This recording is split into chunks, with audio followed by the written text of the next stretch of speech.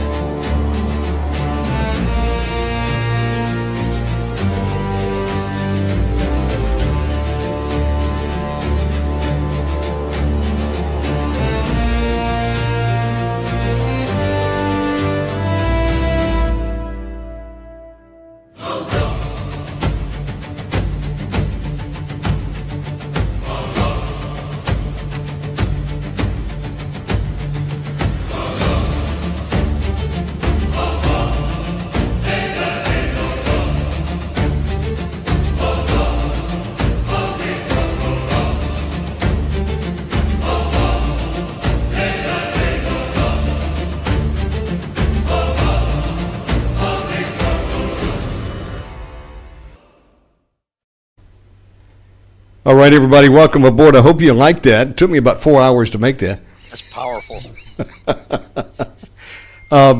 That song, that soundtrack I created myself using Suno, so it's mine. But it's yours, too, if you want it. And there's no way I can get all the books. I just read today, you've done about 70-plus books, Harry? 72 so far. 4 more ready to drop in the next week or two. That is just amazing. I only put a few of them up there just to give you a taste of what is available if you go to sharkhunters.com. Well, everybody, welcome aboard. I'm excited to be back with Harry. Harry, Happy New Year to you, my friend. And Happy New Year to you as well. Time has been flying. In fact, I found a video we did, and I looked at the date. It was 3 years ago. Now, I mean, we've done shows since then, but just time is flying, man. It's 2026. And the This is older crazy. you get, the faster the clock is ticking. Yes, it is. You get to be my age. Well, I'll tell you what, and thank God for hair color, because I can always dye my gray hair. It's solid gray. I've been lucky. I haven't had any gray hair. I've never dyed my hair. One time when I was a young executive hotshot, I was going to the Bahamas for a 2-week vacation. So when I got to the Bahamas, I squeezed a lemon and smushed it around my hair. Holy cow, I looked like some kind of California surfer dude. It was brilliant white. That'll do I it. never put anything in my hair. I got all this hair. I keep getting emails every day on how to regrow my hair. I don't need to regrow my hair. You've got a head full of hair. Praise God. Everybody, welcome aboard. I'm excited to be here. Today is Friday, January 30th, 2026. Now, we're streaming here on the YouTube channel. We're also on Facebook and Twitch. But if you come over to YouTube, we've got a live chat room, and you can interact with Harry and myself. And if you've got any questions for Harry or comments, put it in the chat room, and we'll read them and get him to answer them. Well, Harry, welcome back. And where shall we start today? The mic is yours. Thank you. At least my teeth aren't chattering anymore. Here we are in sunny Florida. Yesterday I got into my office at 4 in the morning like I always do. It was 26 degrees outside and the pipes in my house were frozen. Whoa. That's sunny Florida, but at 3 in the afternoon it was 60 degrees. Right now it's about 34. But yeah, where do we want to go? Okay, we are experts in 2 directions. One, I can safely say, without fear of contradiction, there's nobody in the world that knows the history of the U-boats better than I do. That's right. I've been doing this full-time, 12 hours a day for 43 years. Coming up 43 in 2 more weeks. It'll be our 43rd anniversary. Yes. And I've been doing this way back in the old, when people were still alive. And I was so blessed. I got to meet all the old skippers. Otto Kretschmer said I was a member of his family. I had a sleeping room in the Kretschmer house. Erich Topp Hardigan, so many. They were all good friends. I've been to Germany twice a year, every year from 1988 onwards. So we have their history. And in our books, U-Boat, which you showed a few, um, Yes. each chapter is a separate standalone memory of a different U-boat veteran, sometimes from an American sub-hunter. And our motto is yesterday's enemies are today's friends. Our first convention, 1987 February, was in Key Largo, Florida, because I lived in Chicago at the time and I wanted to get out of the cold. So we had it Don't in blame Key me. Largo. And I used to drink back in those days. That's the Irish in me, which I have given up long ago. But I'm sitting at the bar, the tiki hut, and I'm drinking pina coladas. And on my right side was Hans-Georg Hess, the youngest combat submarine commander ever in history, just barely 21 years old. And on Wow. my left was a guy named Ray Lankheim, who was a 20 millimeter gunner on an American destroyer. And the two are talking across my face. You know, I'm busily trying to set a new record for drinking at the bar. Thank God I quit that a long time ago. Uh, and they were talking. Well, what was your patrol area? Well, that was my patrol area. When were you there? Well, that's when I was there. And then Hess said, wait, on such and such a day, I fired 2 torpedoes at your destroyer, but someone must have seen it because you suddenly turned and I missed. Whoa. And Ray Lankheim, his eyes got big. He remembered. He said, yeah. And he named the lookout. He said, yeah, we saw your torpedoes and you missed. What do you think about that, Captain?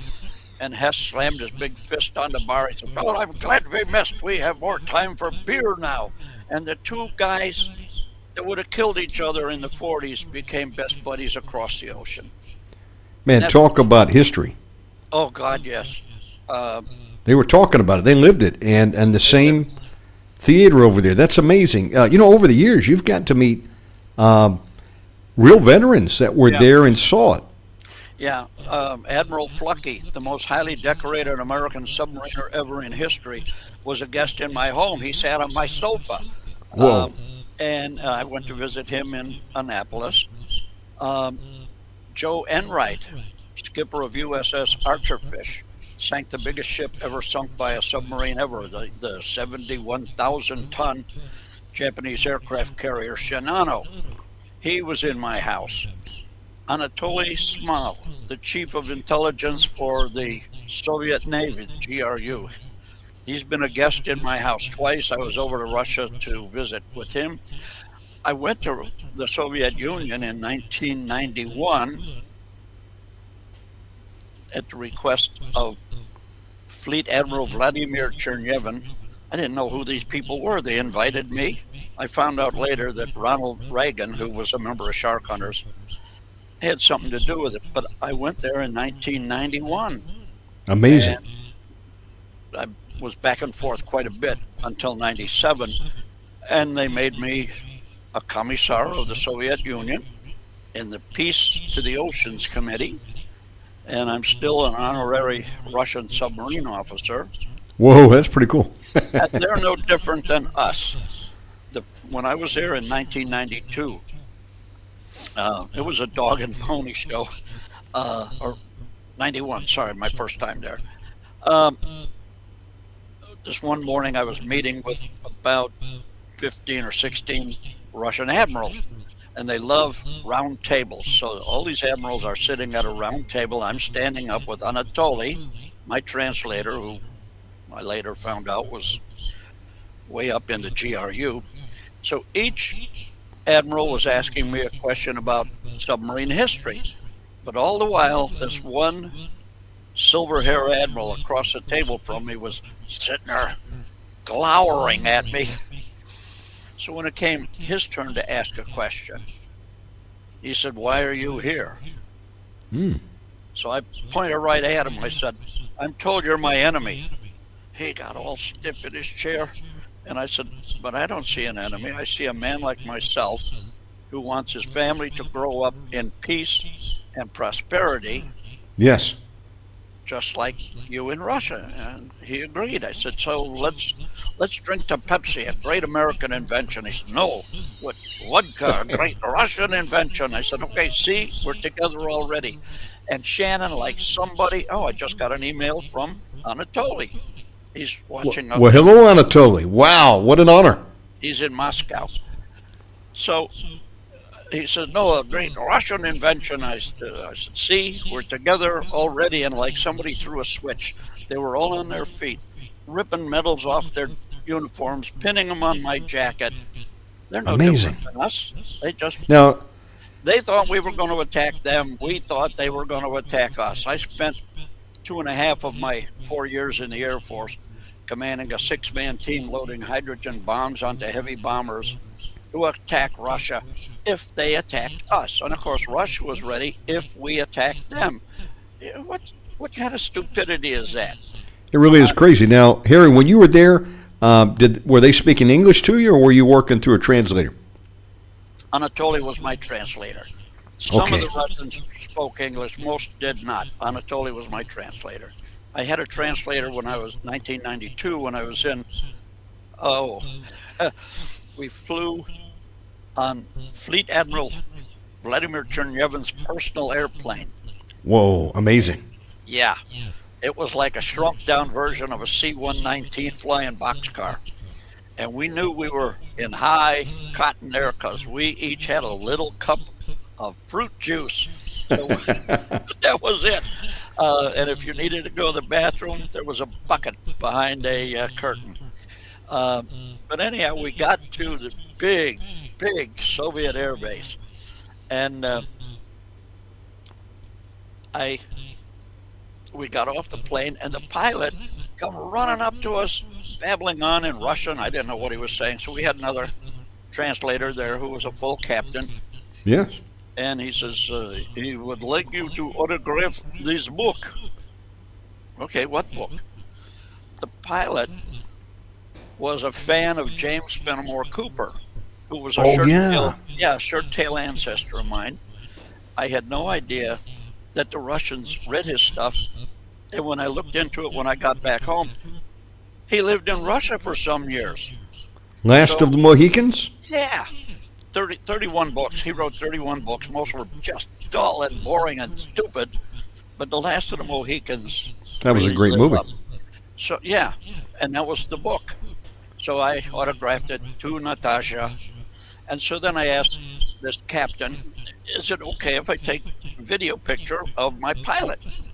Okay, so I'm videotaping his pilot, and I turn 90 degrees to the left, and I'm filming all their fighter bombers, and I turn 90 degrees more behind me, and I'm videoing all their heavy bombers, and I get a tap on my shoulder from this captain. Sir, the other pilot is over there. Yeah, they all look alike, don't they? Well, Harry, that's amazing. Let me stop you there and back you up just 1 second. Before you got on the plane and you were there with the admirals and they were asking you questions about submarine history, was it specific to German U-boats? What was your knowledge of submarines at that time? Was it American, Russian, German, or just German U-boats? What was your interest back in 91, 92? My primary strength is German U-boats. Yes. With some American submarine stuff, because I knew so many American boat sailors, Okay. but some Russian.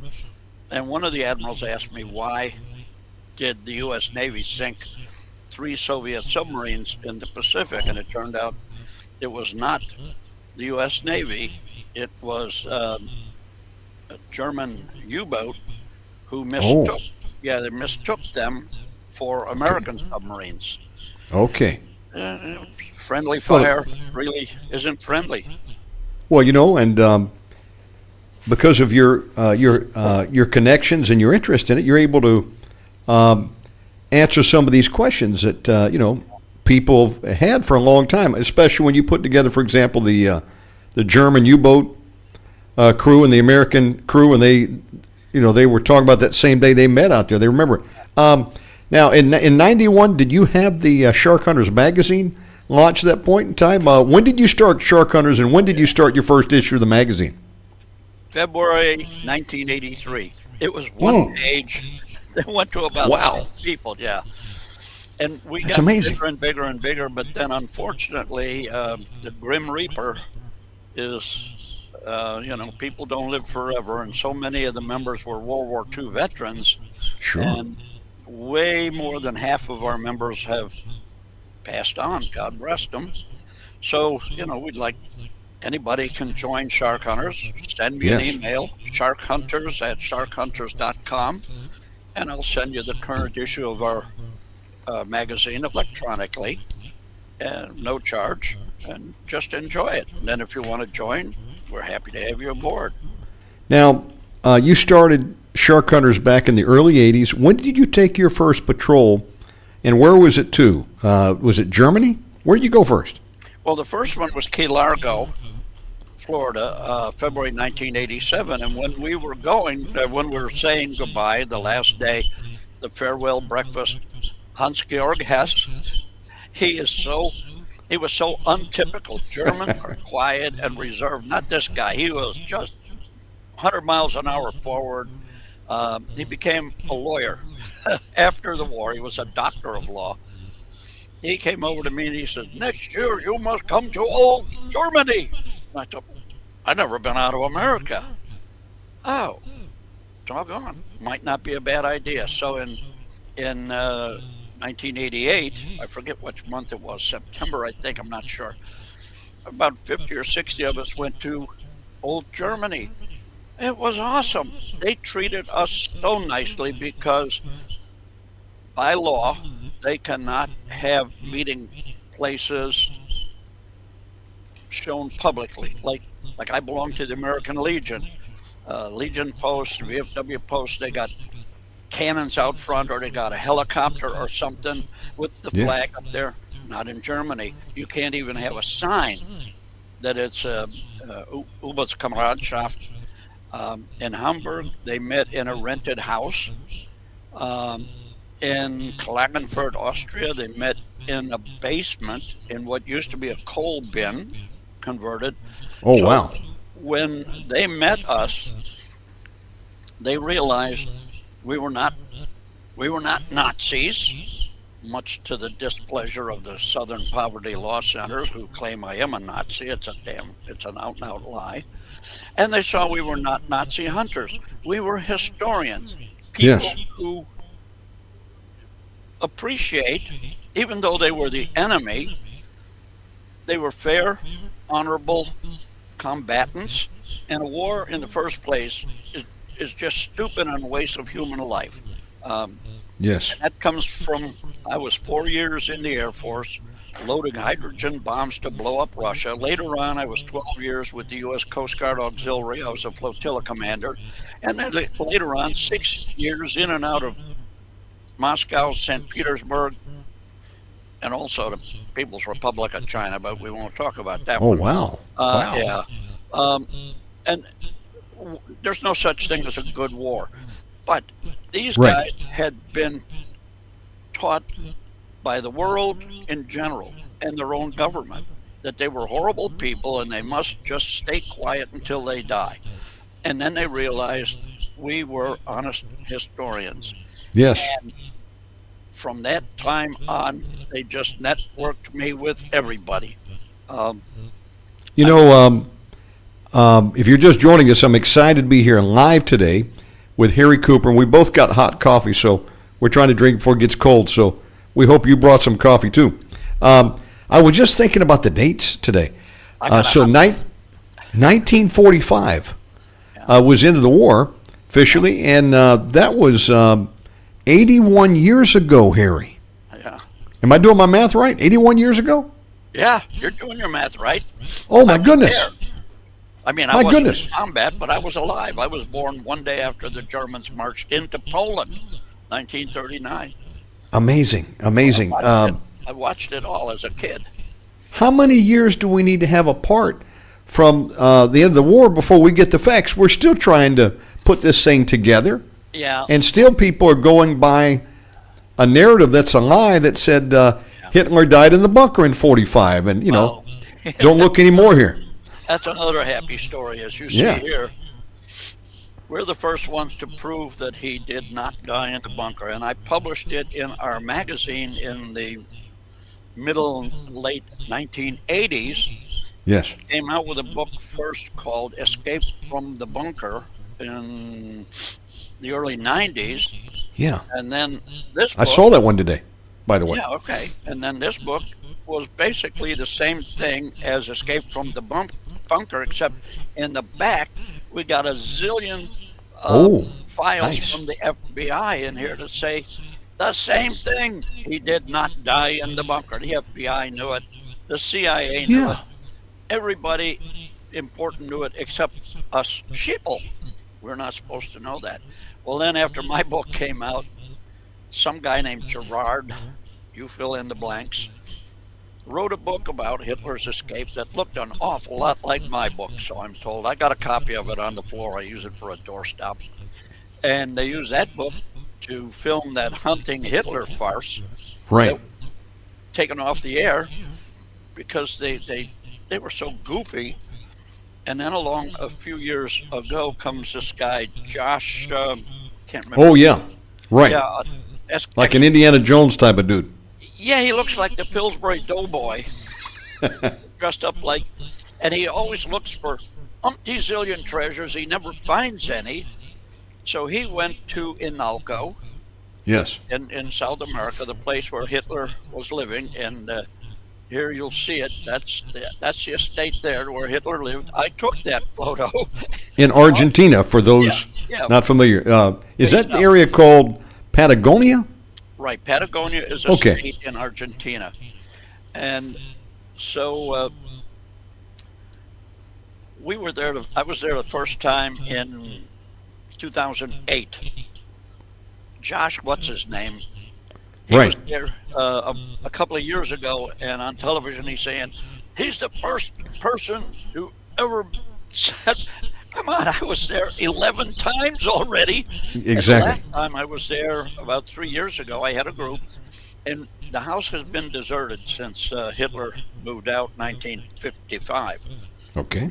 He had to, and there were about 80 people on the estate because they had a farm there as well.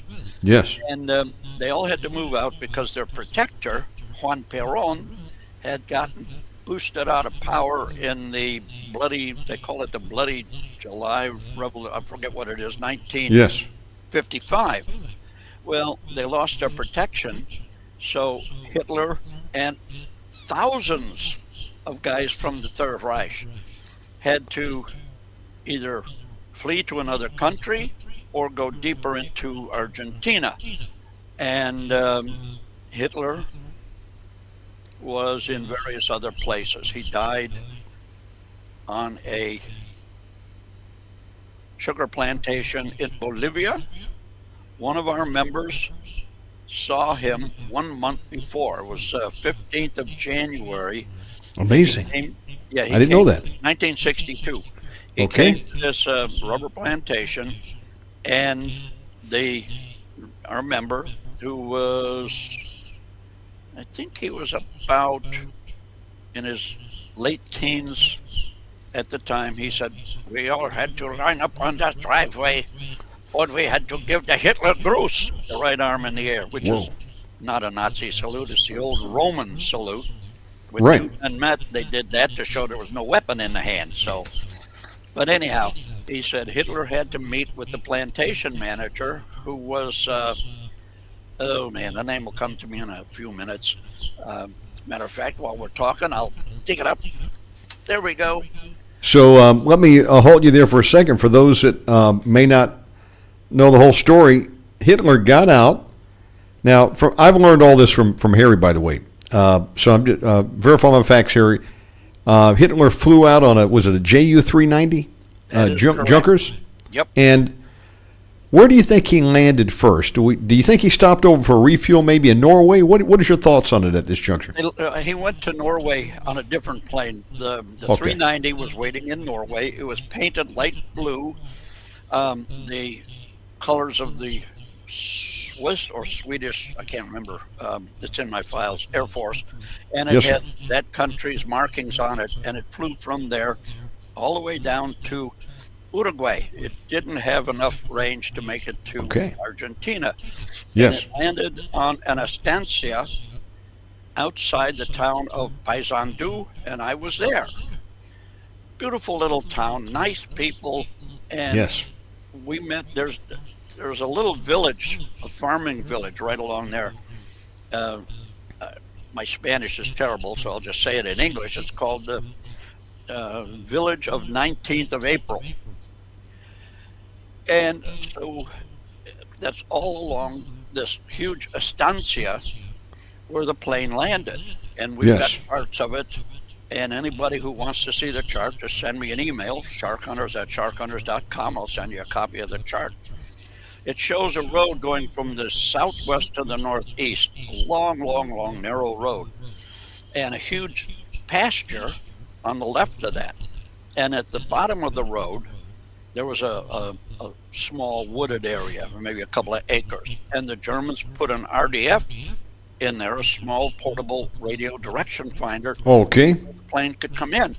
Yes. Huge, big airplane about the size of a 757, massive undercarriage, huge wing area. Its stall speed was about 70 knots. It could land at 75. So it was easy for something like this to land. Yes. Okay. So we went to all the little houses along there. There were maybe every half mile or so along this road. The men were all dead. All we found was old widows, nice people, and every one of them said they heard the plane land. Now, did any of them speak German in addition to Spanish? No, they were all just speaking Spanish. Okay. I did find one guy who spoke German. He was an old guy. He was in the artillery in the Waffen SS. Yes. And I tried to speak German with him, but you know, when you're speaking Spanish, you have to speak very fast because it takes 5 or 6 syllables to equal 1 syllable in English. So this guy was speaking German at the Spanish pace and just sounded like a tobacco Wow. in there. So we stuck to Spanish. Thank you, Valerie. So anyhow, they all heard this plane land, 2 o'clock in the morning or so. Yes. One lady is sitting there with her arms folded on the table, and she says, I don't know anything about any Nazis here. And there were swastikas tattooed all along her forearm. Oh, my goodness. So we finally found the lady.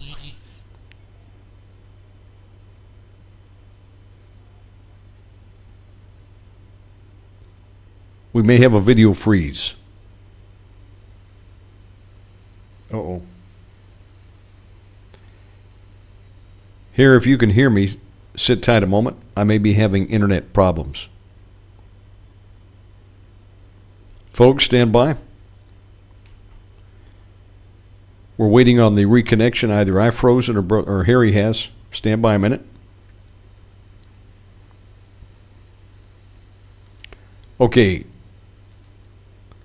I'm going to kick Harry out and I'm going to get him back on. Let's do a quick sound check. Can you still hear me out there? I fear that Harry has come in on a Wi-Fi connection. And that's not good because we have frequent freezing when we have guests on Wi-Fi. So let me get him back on the line and have him dial back in. Hold on.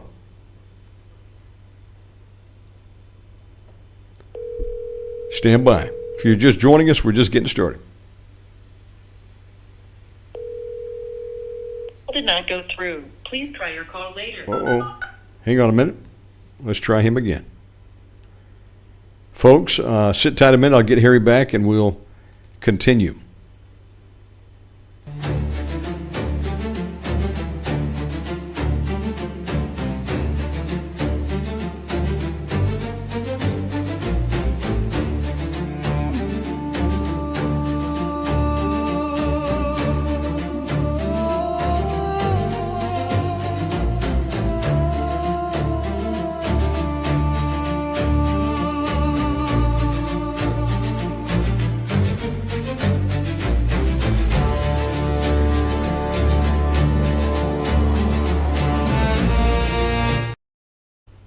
Okay, stand by, everybody. Let me get Harry back. We're back. Hey, Harry, are you on Wi-Fi by chance? No, that was a power outage. Oh, okay. Well, that's okay. Here As long as we have a. out here in Hillbilly Heaven, we're serviced by Florida Flash and Flicker. Okay, no worries. When these jackasses get done with something they want to switch over, they kill your power for about a half a second, but that's enough to just destroy everything. Well, don't worry, because that happens frequently down here, so I feel your pain. Okay, well, that's a logical answer then. Okay, good deal. Yeah, I'm on an Ethernet cable, like you told me. Okay, good. Okay, good. Well, folks, welcome back. If you're just joining us, Harry, let me tell you where we left off. Okay, so I had asked about where Hitler had taken off from. He had left Germany. Right. Probably he changed planes in Norway, and then he flew down and landed in Uruguay.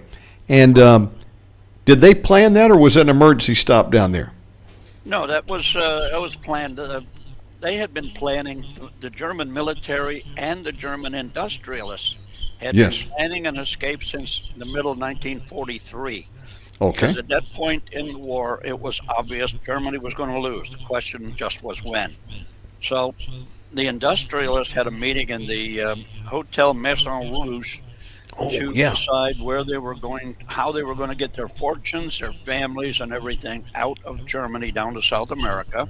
Yes. The German military was making plans to get Hitler and many of the leaders out. So, anyhow. And we know Martin Bormann would get out. Oh, yes. Of course, Adolf Eichmann, we know about him. They got him. But I've heard as many as maybe 10,000 got out and got down to South America. Do you think that might be absolutely close to? Absolutely.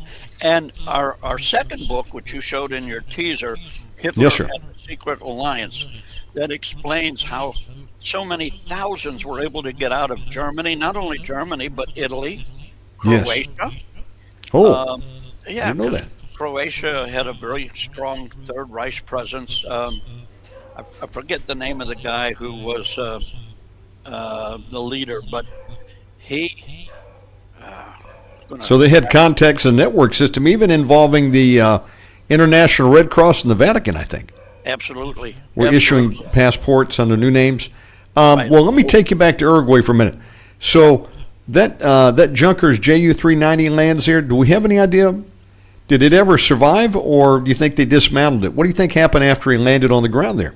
We know what happened. Well, first off, let me step back one step. We met with the lady whose father owned the estancia where the plane landed.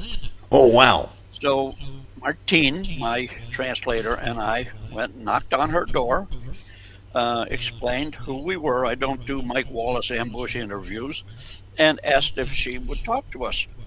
Nice lady and her husband, they gave us coffee and cakes, and we sat and we talked, and I asked questions. And then the big question, I said, what about the big airplane that landed at 2 a.m? And from her husband and from her and her husband, I got the little, tee-hee, nervous laugh. And she says, that never happened. I said, but we talked to a lot of ladies that said they heard it. And our records show that the prefect of police was sent to your father's estancia because of it. The prefect of police in South America is the top cop. He's like Tom Holman to them guys. Right. So she says, oh, well, yes, there was a plane that was landed. It was just a crop duster. And I'm thinking, right. A crop duster with a whiny little 40 horsepower engine does not sound like 6 big thundering 2,000 horsepower engines. And they would not call the prefect of police out for a crop duster, and crop dusters don't fly at night anyhow. Yes. So anyhow, so what happened to the plane? The dark channel, whatever, says that the plane was disassembled on site right then, and the parts all thrown into the nearby river. Oh, boy. Yeah, well, to think that a bunch of unskilled farm workers are going to disassemble a plane down to the Right? last nut and bolt the size No of a way. 757, right, and then throw the pieces into the river where there aren't any pieces left. One of our members, another Take them a member, year to do it. right, another one of our members who is still currently a spy working for one of the agencies, not Yes. in the U.S., a foreign agency.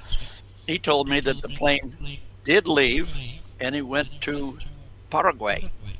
And it flew up until 1966.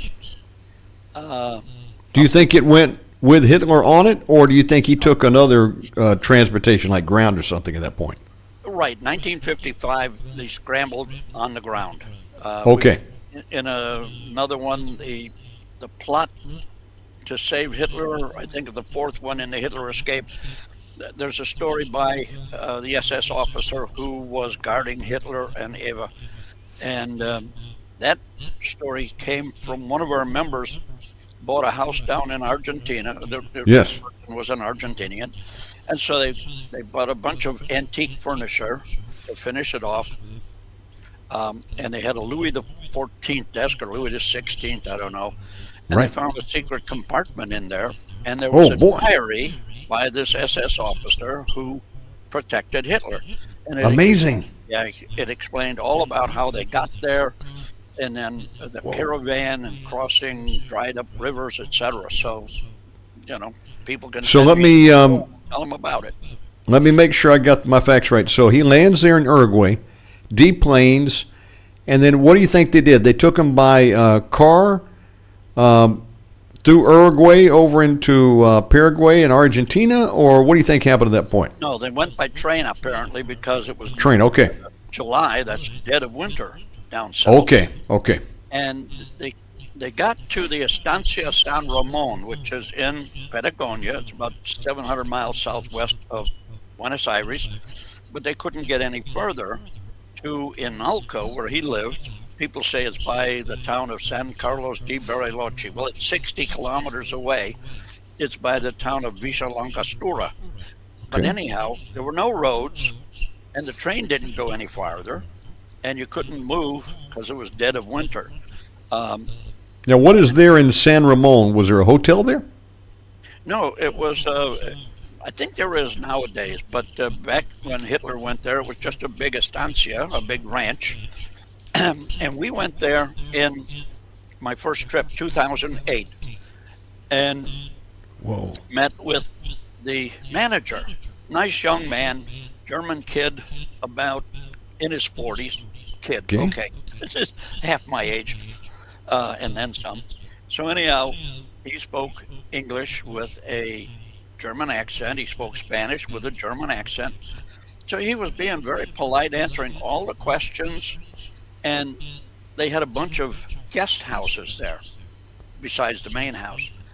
And I know Hitler and Eva Braun, Hitler, stayed in one of the guest houses until they were able to move in the springtime. So my next question, I just said, can you point to one of the, which one of the guest houses Adolf and Eva Hitler stayed in when they came here in 1945? The obvious answer would have been, hey, I'm only 40 years old. That happened, those days were before my parents were married. No, very calmly he said, I have been instructed I must not speak about that. Wow, man. That's amazing. Red lights, So- red flags. So that's in Argentina, is that right? Yes, San that's in Ramon? Okay. Argentina, down in Patagonia.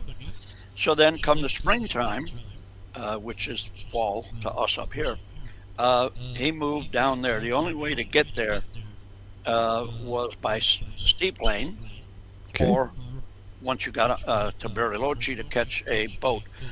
And if you see the pictures of Inalco, the name of the place where Hitler lived, there was a seaplane ramp.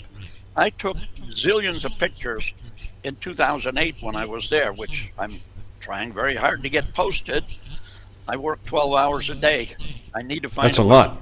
I need to find a way to get another 20 hours into each day. It keeps me young. So once he got there, and there was an attempt on Hitler's life in I think it was 52. I'm not sure, but it's in that book, The Plan to Rescue Hitler. Stand by 1 second. We lost audio with you. Uh-oh. Hold on a minute. Okay. Harry, can you still hear me? I can hear you. Yep. Okay. Make sure your plug is plugged in tight. I just lost audio with you. Hold on. Okay, wait a minute. Okay, Harry, at the bottom of the screen, there's a mute button. That must have been hit. Hit that button. It has a line through it. There you go. I'm back. Okay, Keep now that's fixed, but there's probably you may have hit the mute button on the on your neck wire. Look down on your controller and hit that button one time. Nothing yet. Okay, this is strange. I don't know. Okay, I tell you what, I'm going to kick you out. I want you to come back in on the link again. If you can hear me, click on that link again, okay? Okay, hold on a second. We have lost audio. Boy, we're not having success today, but it's okay. I got plenty of time. We're going to get Harry back. Hey, is anybody out there in the chat room? Drop in and say hello. I'd love to hear from you. Anatoly, you still tuning in from Russia? An honor to have you on, sir. I'd like to go visit Russia one day. Okay, we're going to get Harry back on. Okay, Harry, hold on a second. You're still muted. Hit that mute switch on the bottom of the screen where you see a line through it. Click it. Okay, that's done. But this is still muted. Hit that button again on the neck wire. What is going on here? Hold on a sec. Oh, Harry, hang on a second. Oh, boy. It's not your fault at all. It's mine. Oh. Okay. Okay. You know what? I don't know what happened. My system just changed my settings. So, okay, I'm sorry to drive you crazy. It was my fault all the time. Okay. Okay, I got to make a mental note of that. That's happened to me a couple times. My fault. Okay, Harry, where we left off is you're there at San Ramon. The guy confirms that Hitler was there, but he's not allowed to talk anymore about it. Right. And so you made your way next down to the Estancia down in, what do you call that? Inalco. Inalco is the name of the place, yeah. Yes. Okay. So you're at Inalco. Yeah. And you saw, at that time when you were there, what time period are we talking about? 80s? 2008. Oh, I'm sorry, 2008. Okay. Was there any... Since 1955. 55. Was there anything left of that sea dock? Yeah, the seaplane ramp was there. It was in good shape. The boathouse was there in good shape. So was the dock. But as the years went on and there was no maintenance, plus in 2011, I think it was, a big volcano in Chile, El Tronador, I think it's called, the Thunderer. It lit off, and the westerly winds carried all the volcanic ash over everything in that area, and there was a 2-inch layer of volcanic ash on the house, on the buildings, on the ground, the beautiful lawn that turned into just a desert. And so then, to my point, a couple of years ago, this guy Josh whatever, who looks like the Pillsbury Doughboy dressed like Indiana Jones, he was there. His first time anybody was there. Baloney. I'd been there so many times before that. Anyhow, right on camera, he finds a Nazi coin. He about wet his pants. He's giggling like a schoolgirl that got her first kiss, and this coin was bright and shiny. He has no idea what was found there decade before he ever got there. Yeah.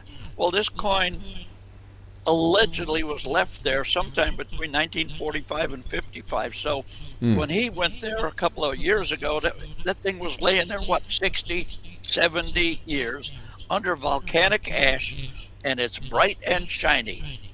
Ho, ho, ho. They call that salting. Now, I learned from previous episodes that you've been there multiple times, and you all even got to spend the night there in one of the cabins, right? There, in the one of the guest houses. There were 3 guest houses. One is seriously overgrown. You'd need a machete to get to it. Another one is kind of falling apart, but the third one is in great shape.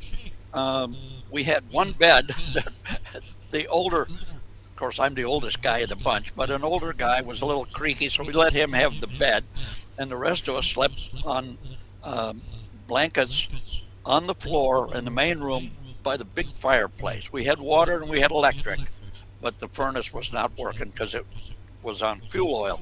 So we lived there, and that's the same guest house, I believe, where Don Angel Alcazar de Velasco, the Spanish spy, where he stayed in 1952, I think it was, when he came down to visit Hitler and give him the files and the photographs on the two children in Las Cruces that he was maintaining surveillance. Now, do you think that these two children were actually love childs of Hitler or one of the other officer staff? We're not sure who the children, what the relationship was. There are some hacks that came out, oh yeah, those are Hitler's children. No, we don't know that, so you can't say it. The son, the boy's name was Adolfo, and the girl's name was Stern, which is Stern? Stern, okay. Yeah. Turned out But now we tracked her down. It was Star Oh, you Herman. did? She married Edward Herman, the movie actor. Stern Herman. Yeah, Edward Herman, and her name was Star Herman, and she had a bit of a TV career. And In America? Yeah. Okay. So on the soap operas mostly. So I found 6 addresses for her, and sent mail, snail mail to each one of them. They each came back refused, and we found phone numbers, and I called and just left messages and never got a call back, and she's dead now. So we Well, I tell you what, hopefully she had some kids. Maybe that we could pick up that trail. Now, I remember you telling me that Hitler had sexual relations with, was it Goebbels' wife? Who was it? I don't remember the name exactly. No. The propaganda minister, Joseph Goebbels. Goebbels. Yeah, his wife, Magda. Magda. She was the heiress to the BMW fortune. Oh. And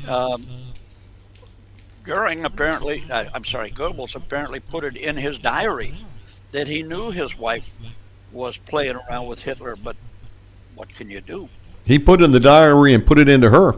They were knocking the boots, it sounds like. Apparently. And from what we've been able to determine, one of the 6 Goebbels' children, Holding, was actually fathered by Hitler. And she's another one who died in the bunker who really did not. If you look Now, Holding, yeah. was she the girl that, did you track her down to Uruguay? Yeah, South America. I remember something about, she remembered as a child, and she drew pictures of being on a ranch, and there's a big tree, and there's some kind of treasure. Well, I don't Have I got the right story? Yeah, she, at 10 years old, when Hannah Reich, the great German female pilot, who right. was a great lady, she was making a world tour, and so we wondered how this map, not a map, a drawing of the farm, was from the air. And then we find out that at 10 years old, she went up with Hannah Reich, and she drew a layout of the farm, and I went there with my friends from Brazil. To Uruguay. Was this Uruguay or Paraguay? Oh, Paraguay. I'm sorry, Paraguay, okay. Yeah. We went there, and these 2 friends they're doctors, they're madly in love. The guy is a very successful eye surgeon, and the lady is an OB-GYN, and that's how she met Holding. And so we went there, and this farmer's sitting there, and we asked, my friend Franco asked if we could go to this place on the map. Right. On the farm. And the guy said, yeah, sure, go ahead. Okay, so his grandson took us there, and it's exactly like the map, the drawing. And at the X, right at the edge of a big growth of trees, right there. And allegedly, Magda had a chest buried, not with Nazi gold, I'm sure, but with documents, photos, who knows. Right. So, my friend Franco might be a great eye surgeon. He'd never make it as a spy. He sat down with the farmer and says, look at this map. This was drawn by a Nazi, and there's something buried here, and we'd like to come back and dig it up. And the farmer says, oh, no, you ain't coming back. I'm Oh, going to no. get a backhoe, and I'm going to dig it up. Oh, my goodness. Yeah, at this point, I have no idea. We don't know what's in there. Don't know if the farmer went to get something, dig it up.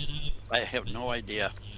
But that drawing was one that Holding drew when she was a little kid in Germany, and then continued. And it's a big book. It's about, I'm guessing 12 inches by 9 inches, and it's about that thick, and it weighs about 10 pounds. I had it in my hand. I looked at it. Oh, no. What is it, like a sketchbook or something? Yeah. A sketchbook and a diary. So much stuff in there. I've got most of the photos. But Did she have any memory of her mom or dad, or do you think she would have been absolutely. given to someone as a... Oh, she does. What does she remember? Yeah. Well, that's all in a book that we're doing. Oh, okay. It's a That's whole great. report that we can put on the air right now because it would take hours. Well, did you get any photographs with her, by the way, when she was living? There are photos. I didn't take them, but the doctors did. We have photos, and Oh, like amazing. I say, if you want, remind me on after the show. Send me an email. I'll send you photos of her. She looked like hell. Wow.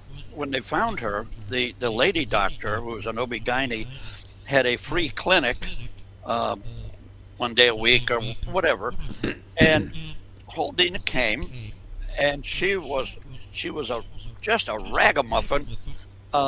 She was living under a couple sheets of corrugated steel, living with dogs and cats in poverty. That's terrible. Yeah, it is. So they,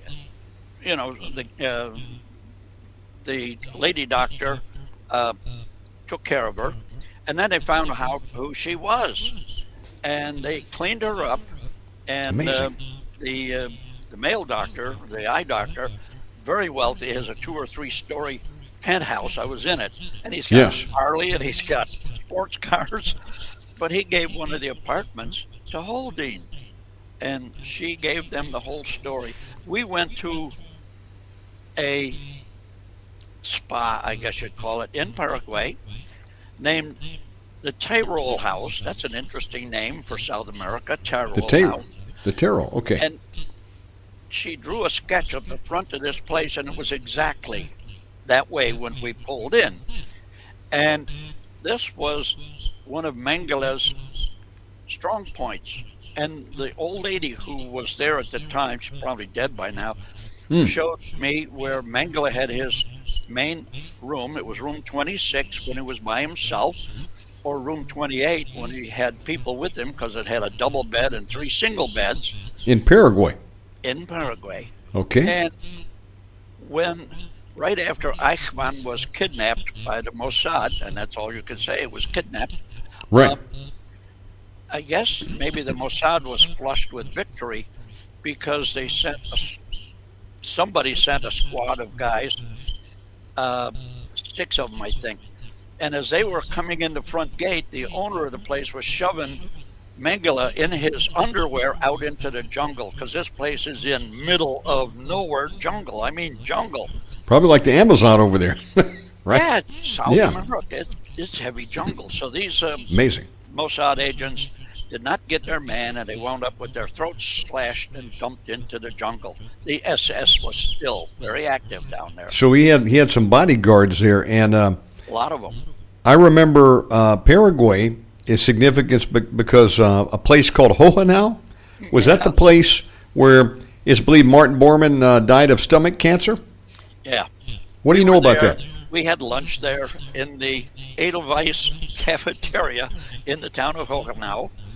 Wow. And talked to this one old lady who ran this village museum, and she asked, "Why are we there?" And I told her, and I showed her a picture of, showed her a picture of my book, and she.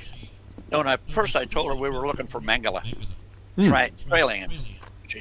I didn't like him. He saved many people's lives, but I didn't like him. And then I showed her my book. Oh, she got all warm and fuzzy. Oh, dear Führer, what a wonderful man. She met him. Whoa. Yeah. The guy who died in the bunker in 1945, he was still going strong in South America. He looked good for a dead guy. We got pictures of him taken 2 years after the suicide. He looked pretty good. He was drinking tea. That's amazing. Folks, we're live with Harry Cooper. If you're just joining us and you're hearing history you've never heard before in school systems, they're still telling the same old lies. Hitler died in the bunker. They took cyanide and put a bullet in their head. Bull crap, he got out. So did Bormann. History says that Hitler shot himself in the right temple. We got a picture of dead Hitler with a bullet hole right there. That ain't the right temple.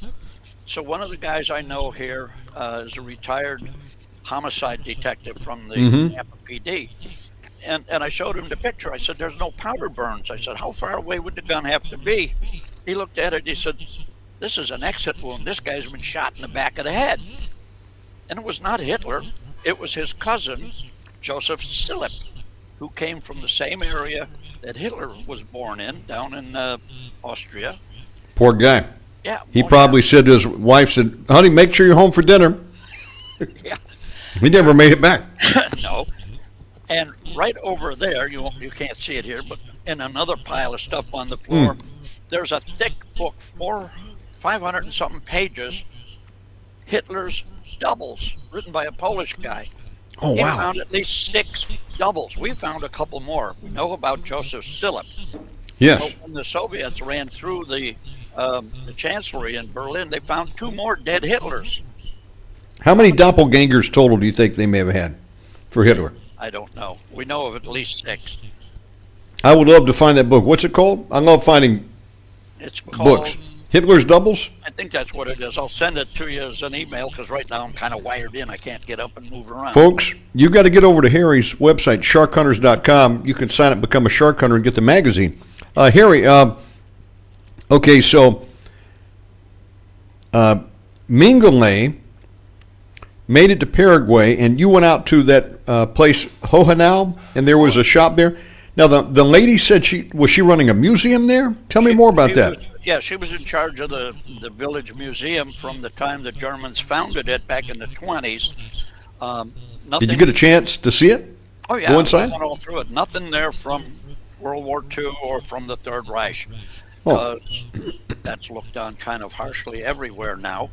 They sanitize it.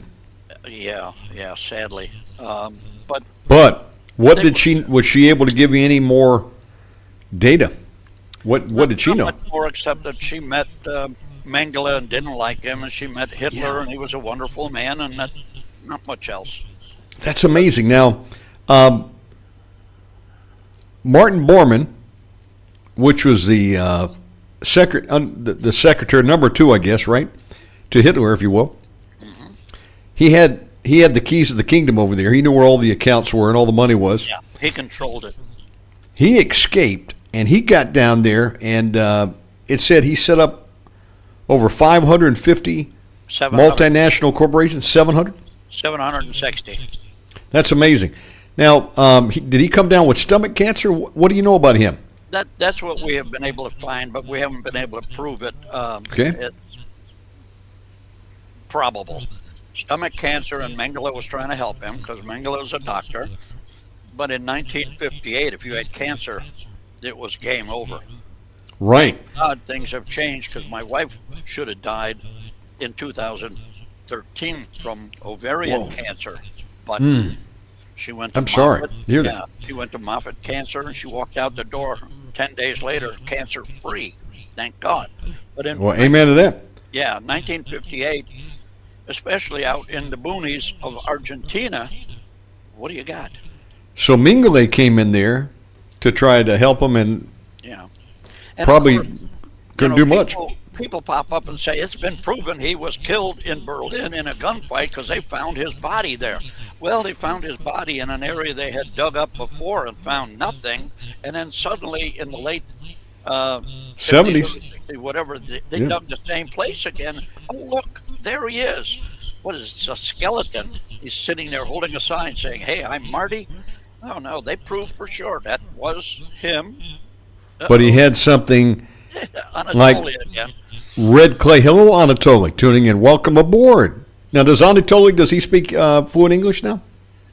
He was speaking fluent English back during his spy time, but now it's pretty halting. Much better than my Russian, though. Well, we're glad to have Anatoly here, so continue on with the story. Добрый день. Yeah, they proved it was Bormann's body, but it had red clay in the little crevices, and that's Paraguay. Every place you go in Paraguay, that's nothing but red clay. The cars, the houses, they're all covered in red clay dust. And so how did he get red clay in the little niches in his bones? Oops. Folks, he got out. Listen, they were making plans probably a good 2 years before the end of the war. They were. Middle 43. And then how to continue the whole organization. They met at that, you said, the Maison Rouge? Mm-hmm. Was it? And there was a transcript of that leaked out, right? Right. And it was the what German they talk about. industrialists. Now, a lot of people don't realize this, folks. The Reich is still alive and well in the financial systems of the world. International Bank of Settlements, I think, was founded by the Third Reich. And So I've been told. many organizations have continued. Siemens is still out there, IG Farben. IG Farben was partners with Standard Oil. And they became, I think, Bayer. And Bayer bought out, I may be wrong as my facts, Monsanto. They're alive and well. And so, Harry, let me get back on track here. So we're over there in Paraguay. And they would all probably pass through there at some point to get over to Argentina. But Hitler had to leave Inalco there in Argentina because Perón was no longer in power. Is that right? Right, yeah, that's correct. He got kicked out in the bloody revolution in middle of June or July 1955. He skated over to Spain. Spain, and, okay. His widow, Evita, who had already been not embalmed, I don't know what you call it, but she was treated like a stuffed animal, taxidermy. Now, hold there 1 second. Was that his second wife and his first wife died? Yeah. Okay. We don't know what happened to his first wife, but his second wife was Evita. Former prostitute? She was a hooker. Yep.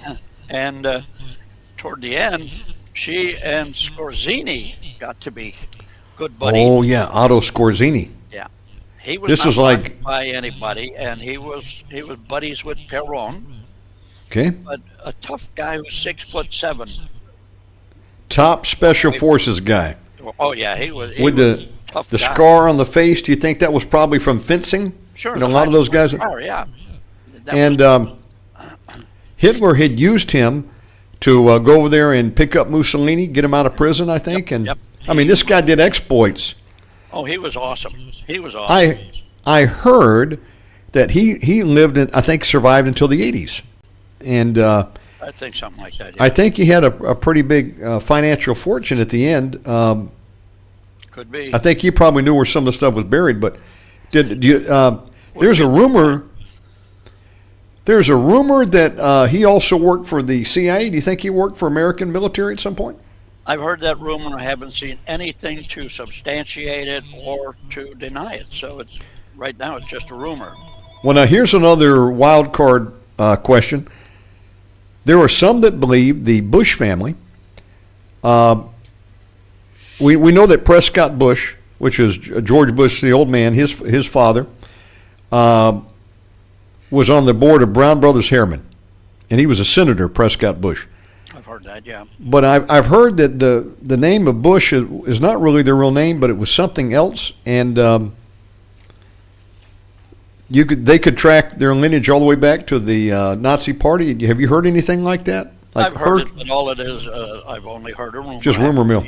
Yeah, and so if we don't have proof, we don't publish it. Well, and that's true. I mean, so look. We're just looking for the facts. Right. And if Harry is a historian. Yep. I'm a historian. Yep. Look, there's nobody alive from the Third Reich, except maybe a couple people. I mean, look, end of the war, 45. We already did the math. That's 81 years ago. See who's trying to. Oh my goodness, that's a beautiful. Is that a Alaskan Malamute? It's a Siberian Husky. Siberian Husky. Beautiful, beautiful dog. That's the smartest. I've owned dogs my whole life. That's the smartest breed I have ever seen. She is so smart. She's probably like about a 6-year-old kid. She's that smart. Beautiful dog. When I was in 7th grade, we lived up in Ringgold, Georgia, and I had a dog just like that. I think her name was Brandy. It was a pure-blooded Alaskan Malamute, female, and then we got from my great-granny this big, massive Siberian Husky. Oh, yeah. It was the biggest dog I've ever seen. This is probably one that they would have used to pull the sleds. Oh yeah. And it had an attitude, and of course, I mean, it had all kinds of testosterone in it. And a couple of the neighborhood dogs came by. Just there was a little dog named Scruffy. Oh, cool. That came by just want to make friends. Scruffy died that day. Yeah. And big dogs. This dog, his name was Bruno. I just remember the name. Bruno Yeah. began to kill all the neighborhood dogs. Killed a chow. Ouch. And people would just find him dead in the backyard. Now, what the heck killed my dog? Bruno did. Boy, he'd just rip them apart. Yeah. Powerful dog, though. I think we had to give him away. That's rare for a Husky. We found there's 2 things you can't do with a Husky. One, you cannot make them a guard dog because they're buddies with everybody. And 2, you can't let them run out loose because they'll run for 5 miles and then stop and look around and say, "Where am I?" Or they'll wind up on the hood of on the front of somebody's car. And my special needs son picked her out in 2018. We went to Beautiful dog. Yeah, rescue the dog, and this is Florida. Every dog we saw was a pit bull, and my son is only about 4'8" high. It comes up to here on me. It'll never be any bigger, and so I'm not going to have a pit bull. So we found this Husky, 40 pounds, just laying there paying no attention to nobody. My wife wasn't sure if we should even have another dog. Oh, I don't know. What should we do? I told her, it's your decision. So we were there a good 30 minutes. The dog and my son were bonding, and she was even obeying his commands. Wow. My wife was still, I don't know, what should I do? I said, it's your decision. And this nice young couple come up and said, we'd like to see the Husky. I said, my dog, get out of here. So Beautiful dog, man. Yeah. Beautiful dog. Look at those blue eyes on that thing. Oh yeah. What's her name? Asha. Asha. Yeah. I asked like the it. lady at the kennel at the pound as we're filling out the papers. I said, "What's her name?" She says, "Asha." I said, "What's that?" She says, "That's Native American, and it means hope." And I said, Oh. Native American? We got a snowflake here. I said, Native American, you mean Indian, right? No, I mean Native American. I said, "Oh, what tribe? Huh? I said, well, there were hundreds of tribes. Each had its own Yep. language. Which tribe? A sign here, take your dog and go home. So she's not Beautiful 40 dog. pounds anymore, yeah, and she is Sean's best buddy. Sean comes home from the special place he works, and she's Yes. jumping around, and she grabs him by the arm, just mouthing him, that's their communication. Yeah. And she's talking to him, and it's a godsend. Amen to that. Folks, welcome aboard. I'm excited to be here with Harry Cooper, sharkhunters.com. We're learning history. We all deserve to know the truth. And, it's been over 80 years. Come on, there's still classified files out there. We don't know all that we should know because I think there'd be a lot of people embarrassed because the fact is everybody was in bed together. Oh, yeah. Oh, yeah. All these Coca-Cola and Ford and, all these companies. And I used to remember the names. Standard Oil. Sure. Oh, Hugo Boss. They made the Oh yeah, suits for the Third Reich. and he's still making clothes. So, Harry, you got over to you've been to Uruguay, you've been to Paraguay, Yeah, and so we're back on Chile, the. Brazil. Hitler was over in Analco, but when Perón lost power there, Evita, his wife, of course, she died. I think died of cancer. She died And- of cervical cancer. Yeah. And what happened to her body?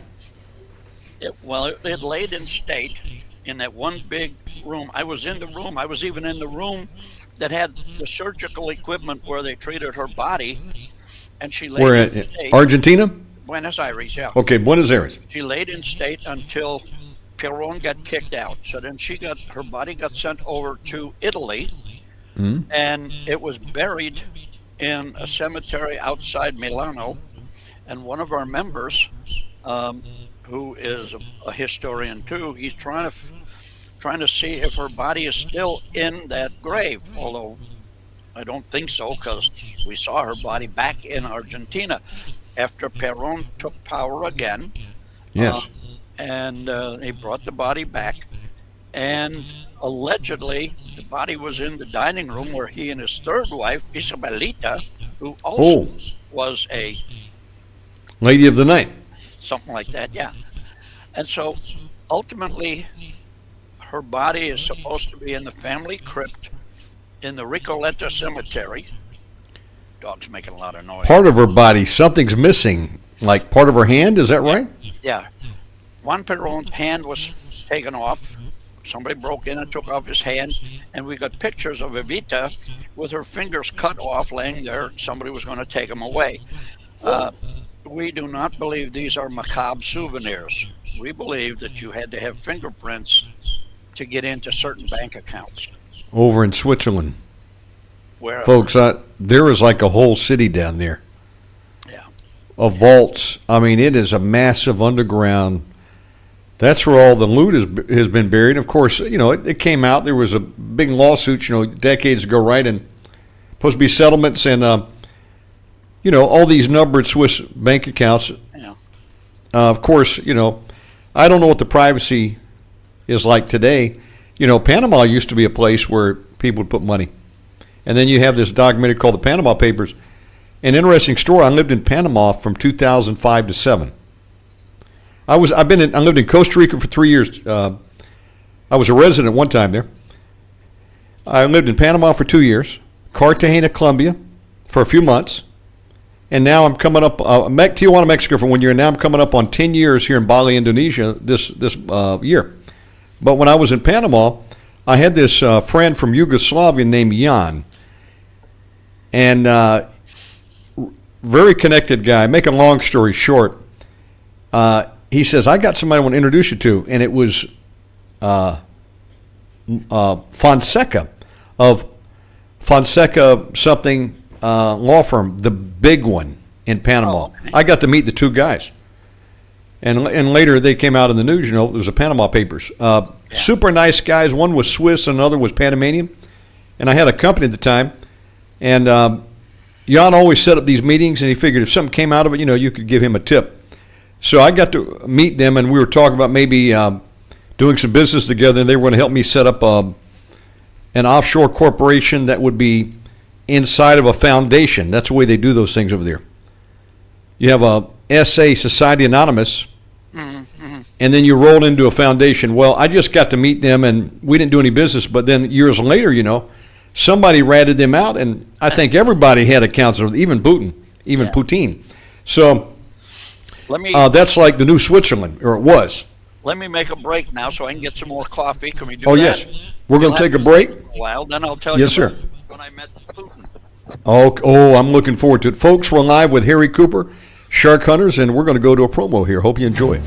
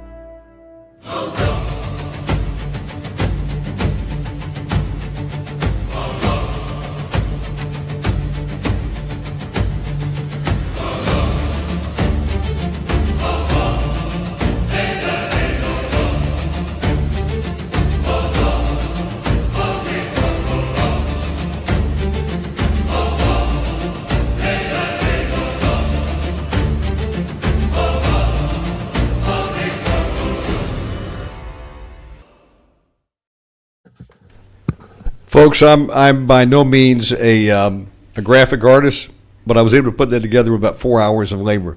That looked. I really love that. good. I like it. I'm going to steal it. Yeah, oh, it's yours, as all these programs are. Folks, go to sharkhunters.com. Now, I could take you down a lot of rabbit trails, but let me get myself focused here. I was talking about the Panama Papers. That was a real deal. So, there's a lot of things put in underground vaults. But moving on to other subjects, you got to meet Putin? Yeah, I did. Way back 1995 or 96, I think it was. Yes, sir. He's not a lunatic. No. He's a hardcore Russian patriot. Yes. And, when two guys meet, you shake hands, and you want to establish a little presence with really squeezing hard. Yes, sir. And we're locked in a handshake for about 30 seconds. Whoa. Powerful handshake. He's a tough guy. Yes. Not a bad man. How tall of a man is he? I'm just curious. Is he a very tall man, a short man? 5'9", and he was shorter than me. Well, he might. Well, maybe him and the Omega Man are pretty similar. I'm only 5'5" ¾ Okay, you're pretty close, yeah. But do you wrestle bears? He wrestles bears. He's a tough guy. Yeah, I think he knows Sambo and Krav Maga and all that stuff, all those martial arts. Yeah. I mean, he was head of the KGB, and then president. So you got to meet him. He was head of the Stasi, the KGB in East Germany. He was a colonel. Really? Yeah, in the KGB. Yeah. Oh, I didn't know that. Yeah. I didn't know that. Now, thanks to Anatoly, I've gotten photos of Putin from the time he was a little kid all the way up. I've gotten about 40 photos of Putin. And Anatoly, if you're listening, buddy, he sends me 20, 30 emails a day. Wow. With photos and no explanation. And I keep sending him back, okay, this is great. Who are these people? And he sends me more emails with no description. Now, is his background in the Navy? Right. He was way up in the GRU, which is the Navy spook force. Well, maybe he can track me down one of those Special Forces watches. They used to have some cool Submariner watches, and they had, when the place opened up, you could buy some of those back in the day. I used to have one. This will break your heart. I brought back a bunch of them when it was still the Soviet Union. Also wall clocks. Oh, wow. They're all gone. I think I've got one wall clock left in the warehouse. I don't know. What about a submarine nuclear key or anything like that? You seen those? Yeah, but I don't have any of those. They hold those kind of tight. We were on board a couple of Russian submarines, but we didn't go out to sea. Amazing. As well, because I'm not sure they're all that safe. Folks, this is the man here. He's the world expert on the U-boats and submarines. This guy has got so much of, you could open up a museum. The Smithsonian would love to get their hands on your photos and all your documentation. We got over 300,000 photos. I don't know how to share them yet. Well, don't give them to Smithsonian. We may never see them again. So you just need to scan them all.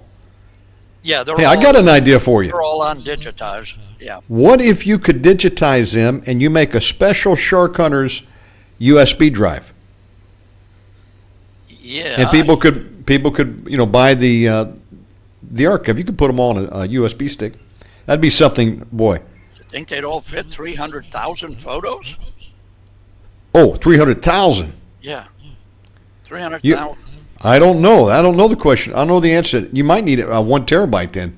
I think a 1 terabyte would do it. I've got a 2 terabyte hard drive, and I've got a whole bunch of 2 terabyte. Do they fill up a 2 terabyte hard drive? No. Okay. You could probably do it with a 1 terabyte stick. Okay. Which is pretty amazing. That's amazing. What an amazing collection. So, let me get us back to South America. Perón is gone. Yep. Hitler had to move. He left in Alco. Where did he go from there, do you think? Okay, well, we have photos of him in 1947 drinking tea with the Eichhorn family, who financed a lot of his political moves in the early days. But that was in 1947. We haven't found any more photos of him after that. But he ultimately wound up living on a plantation. He was living on a sugar plantation in Bolivia, and he came over to see what the heck's his name? There we go. No, Where is Bolivia? That's up near Peru area, right? it's up in central South America. Yeah. Yeah. He went there to see Fritz Wiedemann, who was the manager of the coffee plantation that he visited. Excuse me. And this was a month before he died. Fritz Wiedemann, manager, was Hitler's commanding officer in World War I. So whatever he did there with Fritz Wiedemann, signing something, getting something, we don't know what he was doing there. And then a month later, one day before Valentine's Day, as one of our lady members pointed out, too bad he didn't hang on one more day and die on Valentine's Day. Well, he died on the 13th of February, 1962. Hitler died 13th of February, 1962. Yeah, in Bolivia. Now, there's a picture. People are saying it's Hitler. It looks like he's got a cloth or something on his head. Have you seen that picture I'm talking about? You think that's real or not? Is this the picture you're talking about? Oh, that's the picture. Yes. Look at that. It's on the book. Which book do you have that on?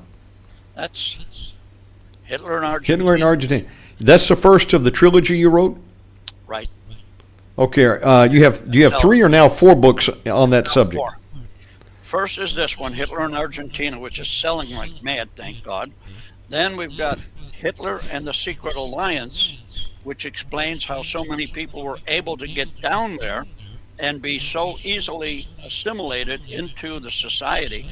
And it was easy. Jesus, it was like they were going from one state of Germany into another, even though it was a different country.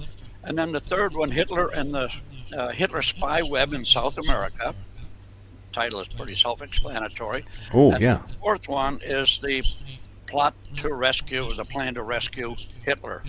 Has that been released yet? Yeah, that's released. That's Okay. the one where the member found the diary in a secret compartment in their Louis XVI desk. Oh man, I'm gonna have to catch up and order these.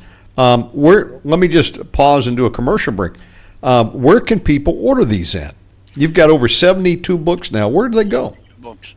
Well, it can go to sharkhunters.com, and in the upper margin menu, you'll see shop. You click on that, then you'll see books. Click on that. You can either order that way by PayPal. Our books are all $25 a piece, $9 shipping anywhere in the world except Russia and Ukraine right now because they're not happy with each other. And or call us at the phone number there, 352-637-2917. Order them direct from us, and you save $5. They're $20 a book. And if you order books together, we combine the shipping and save you more money. Okay, I want you to repeat that number slowly, and I'm going to type it on the screen. Give me that number again, 1352? Correct. And the rest is 352-6. I forgot my own. 697? 637. 637. 2917. I think Okay. it is. Let me put that up on the screen there. 352-637-2917. I think that's what it is. Okay, I'm putting it up there on the screen. We want to say hello to, I think, a shark hunter from Germany. Is that Gary? Excuse me, is that you out there?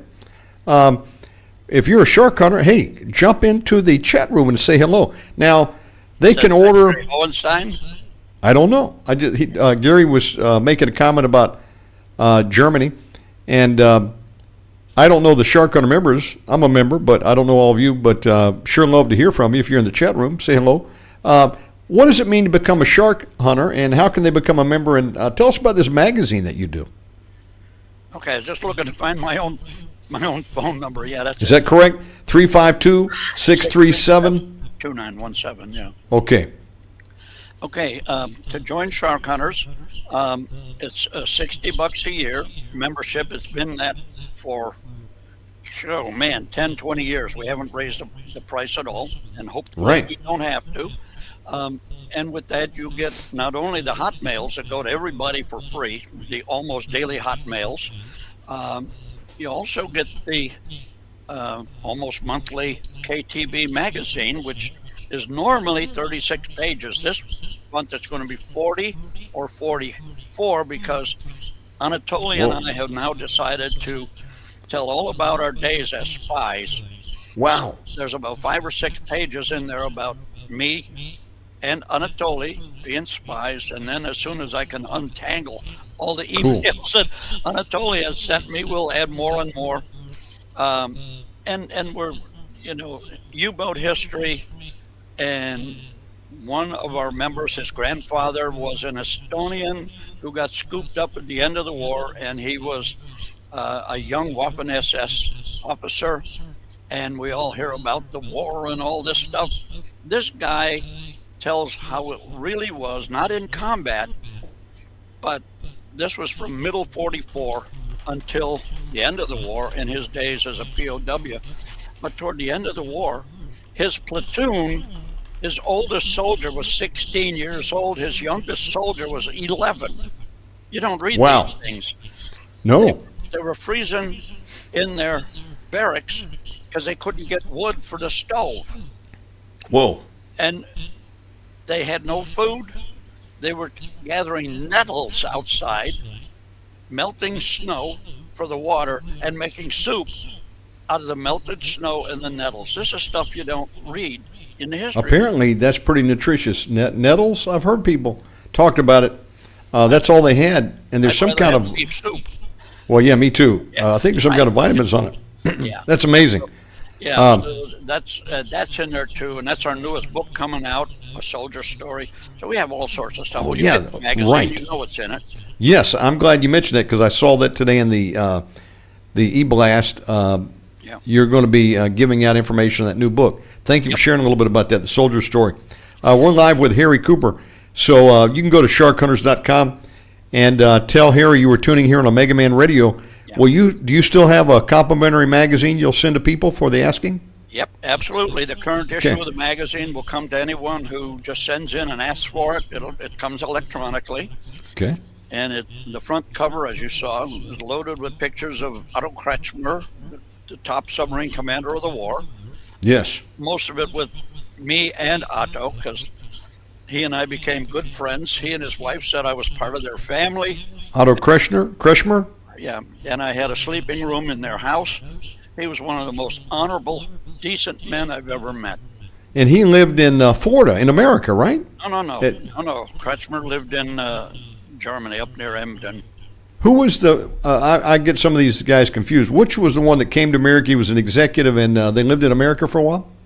Yeah, Herbert Werner, the guy who wrote the book Iron Coffins. That's him. He lived, how old? He lived over 100 years old, right? No, he was 94. 94? Yeah, when he and I were, he needed to go and see some of our big boats. And even though he was an American citizen, he was not natural born. So I got him onto the base at Kings Bay because he wanted to look at the big boats. He was multi-zillionaire, owned 3 corporations. Wow. One of them was making small tourist submarines, go down 30 feet and look out a little window and see the fish. Amazing. He wanted to build 1,200-foot submarines, oil carriers, to go to the North Slope of Alaska and get the oil there, which right now is going all to Japan. And he wanted to bring it under the ice cap to New Jersey, and he couldn't get on the base. Oh, my goodness. So I got him on the base. We went on the base, and we toured USS West Virginia. And so he was going to buy out Charleston Navy Base, but then his health started going bad. But during that meeting, I said something about I was middle-aged. He says, "You're 55 years old. You think you're going to live to 110?" I said, "Yeah, I insist." And he said, "Well, I'm 75. I'm going to live to 150. I said, "Good. I'll go to your 150th birthday. You come to my 110th. Wow. Unfortunately, he died at age 94. Now, do you still have any of those Iron Coffin signed books by him, or are they all gone by now? I have one left in my Well, own keep that. library. Yeah, keep that one in your library. Yeah. But Don't what you know do, who owns the right to it, because when he died, he and his wife had a problem, because when I met him up in Kings Bay, he brought his assistant with him, oh, and so there was a problem with his wife and his assistant. So they split, and I don't know who owns the rights to that book. It was an outstanding book. He owned the rights when he was alive, but then when he and his wife split, I Yeah. understand the rights went to his wife, but then she died. So, who knows? now that was the book he wrote. Now, was it Otto Kretschmer that wrote a book and gave it some lame title? I want to get what was the story? No, There was a guy. somebody else wrote the book about Kretschmer. It was called The Golden Horseshoe, or when it was published somewhere else, it was called The Night Raider of the Atlantic. Well, now that's new. No, I'm talking a different story. There was a guy we were trying to get on this program, and he wouldn't come on, but he wrote a book and he gave it some title which you weren't happy with. Do you remember that story? The title of his book, it was about his life, my life, or something. Lights aren't coming on yet. He had asked you to help him publish the book. Oh, okay. Who was that? He was not a U-boat guy. He was working for the U.S. government. His mother had seen Hitler land near, oh man, I can't. Wolfsdrussel was the name of the castle where he Okay. landed, and no, he had asked me to do a book about it. Yeah. And he gave me all the information. I had the book almost done. Then he gave me a whole bunch of different information, and I had to change Oh. it. And this happened 3 or 4 times, and so we parted company at that point. But he and I have gotten back together as good friends again. And Oh, so, well, that's a good update. No, that's not the story I'm thinking about. No, this was a German guy. okay. I think he was on a U-boat, and he wrote this book. I think he was in the intelligence service, though.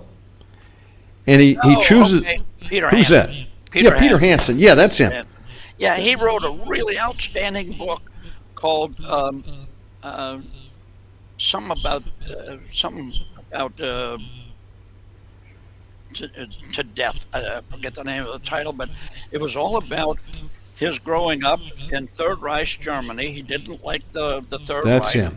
Yes. But he was a submarine guy, but he got shot up so bad during an air attack he couldn't serve on the boats anymore, so they made him a spook, and he was in their version of ONI and Navy intelligence. And Did he release the book? Did it get published?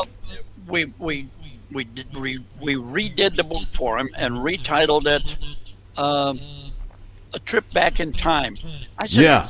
who the hell's going to buy a book, A Trip Back in Time? That's the one. About growing up under the Third Reich, serving it, and then the big thing was the arrest of Otto Kusch, who was commander of U-154, Okay. and Otto Kusch's big sin. Let's see. Oh yeah, they're selling me Medicare. Otto Kusch's big sin was when he took command of a new boat. You know, in every military, you've got the commander-in-chief picture. Here it's Donald Trump. You walk into the VA, there's Trump and then somebody else, and it was Eisenhower, it was Kennedy. So when he took over his new boat, there was a picture of Hitler. Yeah, well, Yeah. he was the chief. Well, right. Found the picture of Hitler and put up a small painting he had done of a ship on the high seas, a sailboat. Well, he had 2 jerks aboard who were denunciations. No, come on, Larry. Excuse me. I'm on the air, Larry. Call me back in an hour. Tell him to tune into Omega Man. What's he doing? Well, he got the, he'll be up. So anyhow, So he changed that painting, and they didn't like it too much, did they? he had 2 denouncers on board. Oh, boy. This was toward the middle to the end of the war when they had denouncers. And they said that he hated Hitler and he was saying bad things. So they court-martialed him. They rushed it through real fast. And the prosecutor wanted to give Cush a long, long sentence. And Captain Reusing, who was a member of Shark Hunters until his death, he says, no, death penalty.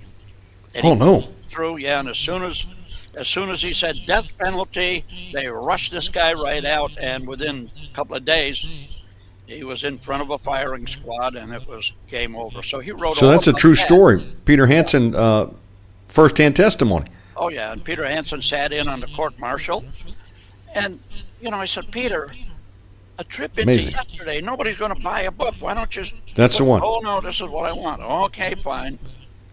I get confused with some of these guys, but just to illustrate the point, Harry has met so many of these people that were there in World War II on the U-boats and, Yeah. that worked there.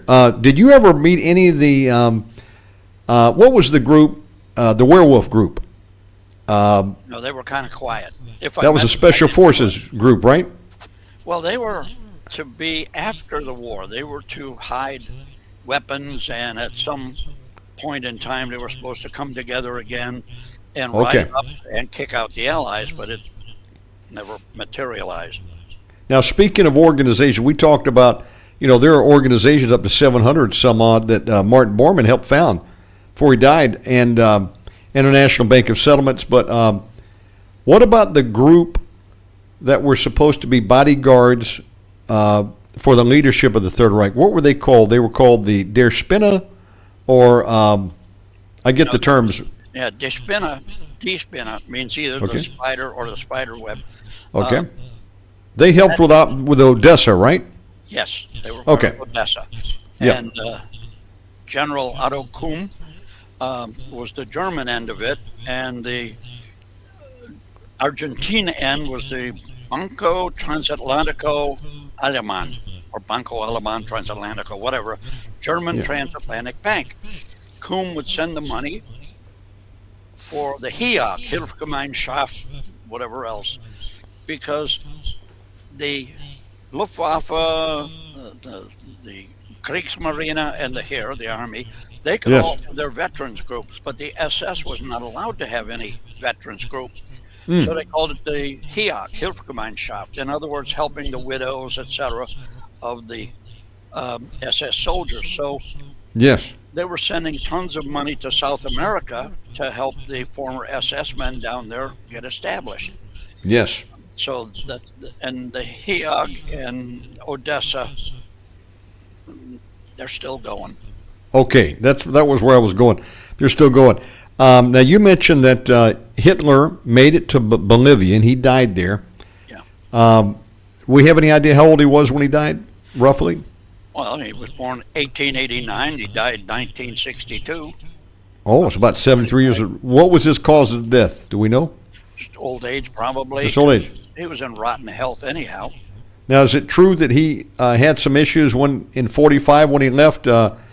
Was he starting to get a little bit of Alzheimer's or dementia and get a little bit of the shakes? There's been talk about that, but do you have any first-hand information? No, there have been stories all over the place, left, Yeah. right, up and down. We don't know the true story. But basically, Martin Bormann took control of the whole operation, right? And they could just basically put Hitler into retirement. Yeah, I think understanding. Hitler was taken out of Germany. The way I put it together after everything I've read about it, Bormann was going to raise another 1 million-man army, and he needed Hitler as the figurehead. But then he got to the point where he realized, forget the 1 million-man army, let's just make a bunch of corporations. So they stuck Hitler off to the side, Yes. sent him to Inalco, and by the time 1958, Bormann died. So, Yes. As far as Hitler, when Don Angel went down to visit him in, I think it was 52, it's all in this book, when he went there, he met with Hitler. Hitler did not seem to be lost. His hand Okay. trembled, but he had a conversation with Don Angel. And So then Don Angel went to Bolivia, went down to see him at the farm?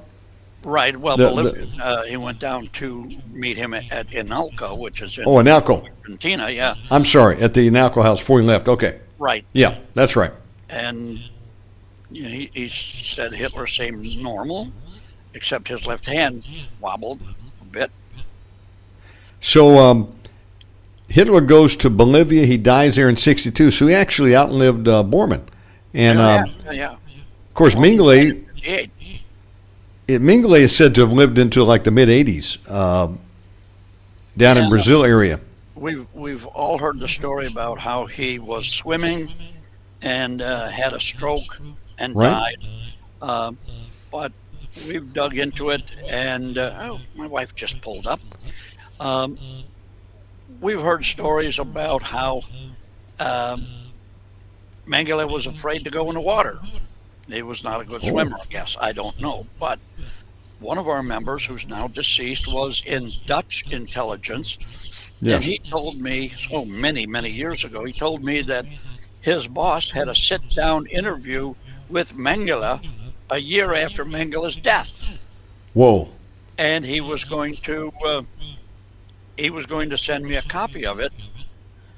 But his boss said, no, you can't. So we never got a copy of it. Now, he would die some years later, and I think they'd bring his bones back, but I heard the suitcase that he carried with a lot of the documents from his experiments went to his son, Rolf, and then Rolf turned it over. I don't know. But that's interesting. I was thinking, boy, if he was alive in the mid-'80s, he probably got to see Star Wars and Jaws, the movies, you know. Mengele saw Star Wars in 1977. I bet you did. I know we only have a few more minutes left. Let me just ask you a couple quick questions. Because my wife's home and my Okay. dog is running along beside me. You set the clock. Oh, okay. Sounds good. I'm honored to be here with Harry and have this time to ask questions because who else are you going to ask, folks? They're not going to tell you the truth, and they don't have the facts. But Harry has devoted his life to tracking U-boat history and getting the truth on what happened to Hitler. And they've written 4 books on just that subject alone, 72 books in all. So when Hitler died, do you think they buried him? Do you think they cremated him? I've heard different talks. You think he could be in Bolivia? Some said they took him back and scattered his ashes back in Argentina. Not that we'd be able to locate him, but I'm just saying. And then some have even said that he's in a crypt somewhere under a hotel. What do you think is the truth? I know what the truth is. Well, let me ask you this way. Is he in a crypt under a hotel that you can visit today? No, that's okay. a guy named Abel Basti says that. Well, let me ask you this. Is he in the Antarctica? No. Antarctica is a riddle wrapped in an enigma, as they say. There's so much in Antarctica. We tried to get an expedition going down there. Oh, yeah. Yeah, and I was in Monte Carlo. This one member was close to the royal family there, so I landed in France. They picked me up in a chopper, brought me right to downtown Monte Carlo. What's that like, Monte Carlo? Oh man, it's awesome. I even brought my tuxedo so I could have my picture taken in the Grand Casino like James Bond. Is it like going to Las Vegas but on a mountain island or something? What's it? How would you describe it? It's classier than Las Vegas. Okay, sure. It would be about 10 times bigger if they'd flatten it out. There are places where you actually have to go up a stairway to get to the next street. Oh, okay. But, we met with the ministers of this, that, and the other thing. We met in the Yacht Club of Monte Carlo. They took us around in their shuttle, which was a Maserati limousine. Oh, my goodness. We had everything lined up. The prince was going to let us use his yacht, which is the size of a cruiser. We had the financing, everything. So, okay, I went on to Warsaw to meet with Igor Witkowski, who's the world expert on Die Glocke. And all of a sudden, the secret police busted in on my friend, beat the hell out of her, killed her little puppy. And What the heck? Yeah, and the expedition was obviously finished, and she had to run off back to Germany, where she'd been hiding between Germany and France. So there's something in Antarctica you're not supposed to see. What do you think it is? Maybe, I mean, it's we don't know. Do you think it's precious minerals? I mean, everybody's got a piece of that up there, but they don't want you and I going up there. That's for sure. A fella I met who's my daughter's best girlfriend's father, I think, was stationed there in Antarctica. Yes. He was on a small little plot, about 10 acres, and that was it. You couldn't go anywhere else because it's way below zero, Yeah. snow up to your nose or worse. No And doubt. Polar bears, I'm sure. no. Oh, there's no I polar talked to bears. some dingy broad who was an environmentalist, talking about how the polar bears are dying because of the global warming. And that's stupid. I said, why don't the countries grab a bunch of polar bears and put them down in Antarctica? Because there's so many seals down there, they'd have no problem adapting. And she I said, think "No." we need to send them to Minnesota. Yeah. But anyhow, this girl says, no, there are international treaties. It's against international law to send polar bears down there. Really? It's dumb. Bring them down there. And so anyhow, but yeah, Minnesota wouldn't be a bad idea. So we know that the Germans were looking for any artifacts like the grill, the Ark of the Covenant. They were looking for occult objects, and they had sent parties all over the world, including Antarctica. And I think the Germans had a base here for a while, didn't they? I mean, we know at least they got there. Yeah, a small one. We've Took just photographs. uncovered a whole bunch of stuff, which I'm going to send. You'll see it, and if anybody gets on the Hotmail, they'll see it too. A chart and a couple of orders to U-boat commanders about direct routes to Antarctica by submarines, and Oh, wow. also a Nazi snowmobile. I mean, now that's pretty cool. So we know they were there, Dig into it, yes. but Hitler's not there, in other words. No, he's not there. Okay. He's buried in South America in a crypt similar to the one that Franco was in, General Franco. Okay. Yes. A big, huge mausoleum kind of thing, and where Hitler is, his casket or whatever you want to call it, Yes, sir. body is surrounded by 12 black marble columns, each one topped with a solid gold eagle, total 40 tons, Wow. because the number 12 was important to the Third Reich.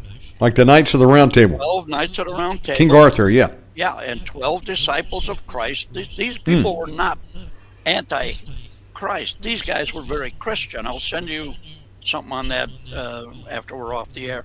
And then one of our members, Sieg Agent Nemo, Yes. our agents, he sent me a list of probably 30, 40, 50 more reasons why 12 was an important number to the Third Reich. Now they had something similar down there at Wedelsburg Castle in the very bottom, right? I mean, we know that from history, and you can still go down there. I haven't been there in a while, but I've been there quite a few times before it was sanitized. Oh yeah, and they put the cameras up there. By the way, Oh, yeah. do we know what happened to all the SS rings? Because if you were an SS officer, they would send the ring to Wedelsburg, right? Put it in a box. Yeah, there is now. Any of those survive? You have to go through this museum before you can even get to the castle. And the museum tells you how evil and mean the Germans were to certain people. And there's a huge pile of those SS rings in there. Oh, let me ask you something. Right here, that a friend gave me from Germany. Put that up close to the camera. Can I see that again? That's a real deal. That's amazing. Now, Harry, the reason I ask you about this is because you sent it in the email today. You were talking about back in the 80s, you could go to the swap meets. The guns. I used to be a gun dealer, by the way. You know that. And just go to the gun shows. I'm sorry. By the way, I sure miss being back in America. I used to go to them and look for SKS rifles. Someone would typically be carrying one on their back. Yeah. And you could get them cheap. Now I don't know what they cost, 4 or 5X, but There'd be a price tag hanging on. I remember I used to go to the show of shows before they banned me. I'm a life member, but yes. I had a couple. I had 2 tables signed up for this year, but no, for last year. Yes. The 25 show. And about 3-4 weeks, I had an emergency come up, so I sent him an email and said, "Roll me over till the next year because I've had an emergency." Yes. No, he sent back an email and said, "Nope, tough bananas. You're out of luck. You don't get a refund either. You don't get your tables." So we're about to sue them. But So anyhow, back in the 80s, what was the market for collectibles from World War II versus today? I'm wondering if the Chinese have come in and, what you might buy today would be not just a replica. How do you tell the difference? I don't know. I had a friend back there who's now dead. He told me that 85% of everything on his table was fake. Wow. He sold Heydrich's walking out uniform, his dress uniform, to some guy. Oh my goodness. Reinhard Heydrich. Yeah, this was 30, Yeah. 40 years ago, for 50 grand. Whoa. And then the buyer found out it was fake. So the FBI had warrants out for him. Wow. And this guy who bought it also put out a hit with the mustaches. Oh, And one day the fellow just appeared. well, that's a big ripoff, 50 grand. But But there's so much fake stuff on so many tables. Yeah. How do you know? I don't know. I'd never buy or sell artifacts because of that reason. There's another member I know. He was fascinated with Ava Braun. He bought Yes. all sorts of stuff that belonged to Ava Braun. Or so he said. He bought a lot of panties from the old days, and then he'd pee a little bit on the crotch and say it's her own bodily fluids there. Oh, my goodness. Yeah. Now, there are some people, though, that got real collections. There's that dude, I forget his name, in England. He's got probably like 4 warehouses full of stuff. Yeah, I forgot his name, too. He was a member of Shark Hunters, but and he's very impressed with himself. He made Owns a racetrack, Yeah. and so had plenty of money inherited from his father. That's We it. tried to get him on the program, but he won't come. Oh, no. He made his money the old-fashioned way. He waited till Dad died. And I was. But he sleeps in He in Hitler's bed, right? Yeah, not the one from Hitler's home. This was at a hotel where Hitler used to stay a lot, and he bought the entire room. Wow. Can't remember his name, but he signed up on one of our tours to South Germany. Okay. Yeah. And he lives in England. You'd think the guy would have flown over. No. He came over in his own big Ford F-150 with all the lights on top, and he came through the tunnel, and he was with us the first couple of days. Now, he is a hardcore explorer. Yeah. He found a way into the basement of Hitler's home, the Berghof, took a lot of photos down there some years ago, and I guess he assumed we were going to do the same thing. No, we don't do that because unless we have an actual expedition, and that's hand-picked people. I had heard he rappelled down an air shaft and got down there and photographed some stuff. Yeah. Now, that's pretty cool. But you've been to places that no one will ever get into now. And I was not with a crew with us, not with a bunch of old people or ladies. We don't do that. It's me and I've got something sad to say. There was a European dude, he's a YouTuber, and he's been going over to European countries, he's been over to London also. And he was just over in Frankfurt. And from what I saw, I would have to say Frankfurt has fallen. It's just been overrun by all these Ethiopians, Somalians. And he was almost stabbed by a dude. They're everywhere. Yeah. This is so sad. Brussels, 88% are foreigners. Hamburg. Yeah, it was Hamburg. Yeah. Or at least what I saw. I'll send you the video, and I hope this was just part of it. But it looked like the whole place is falling, and I'm wondering how much time we got left to get over there and see these places that are being shut down by the government or being bought out. Like, used to go over to the bunker complex over there. The Walker Hotel, was that what it was called? Yeah, the General Walker. It had General been the Platterhof before that. Platterhof, yeah. It was built under Martin Bormann's auspices. But as soon as the U.S. Army pulled out, 1995, the Bavarian government came zingo, tore down the General Walker. It no longer exists. They tore down the Berchtesgadener Hof downtown. Tyrone Power stayed there. There was another hotel, the Hotel Geiger. John F. Kennedy stayed in one of them. please. Hot coffee. Elvis Presley stayed in one. Oh, right. Right. They tore down the Berchtesgadenerhof and the Hotel Geiger. Beautiful place. We got photos of it. They let it go to hell, and then they tore it down because it was unsafe. They're doing the same to the Dietrich Eckart Clinic, huge big hospital in Berchtesgaden, in great shape with all its stuff there. They just Yeah. walled it off, fenced it out, and not let anybody in, and it's falling apart. So when it gets to a certain point, they'll bulldoze that too. Now, what's the bunker that was the hotel, and you knew the lady there? She died under mysterious circumstances. Yeah, mysterious, And then- yeah, that's for sure. Someone bought that out, and they won't let anybody back in there now to do tours, you think? That's correct. It was bought out. Well, Oh, man. she died under mysterious circumstances. I've got a file about that thick on the mysterious circumstances. And my I missed out. I should have went over there with you in an earlier tour. We got to talk about your tour coming up, by the way, but I will never be able to go over there again. It looks like they're never going to open that place up. No, Except- her daughter inherited the place after her suspicious death and Yeah. sold it to someone who doesn't want to be identified. I personally think it was the Bavarian government because they had been Oh. trying to get this from her for years. She had the best bunker complex anywhere left. You could go down, you paid, got a little token for Yeah. €2 and something. It's about $4. And you go down there. We've got pictures of it, which I'm going to post in my spare time. Yes. And it was and you go right up to where it would connect with Hitler's bunker, and the state of Bavaria came through from the other side and built a brick wall right there. Right, And right. The section that went off to Borman's, they bricked that off right at her property line. So now, and I used to stay in room number 7. It's one of the old buildings that didn't have facilities in the rooms. You had to go into the community bathroom, community shower. Yes. I always stayed in room number 7. And Wow. the balcony looked over this huge valley, and off to the left, not even 100 yards away, was Hitler's home, which they bulldozed as soon as they could. Right. But we know where the secret door is down. You got to go down the secret door to Hitler's escape bunker, and we visit that. I've been in that, but You've been in there. Yeah, You not allowed to go in. It's nothing but a big tunnel. With room. now, did you take any video when you were in these places?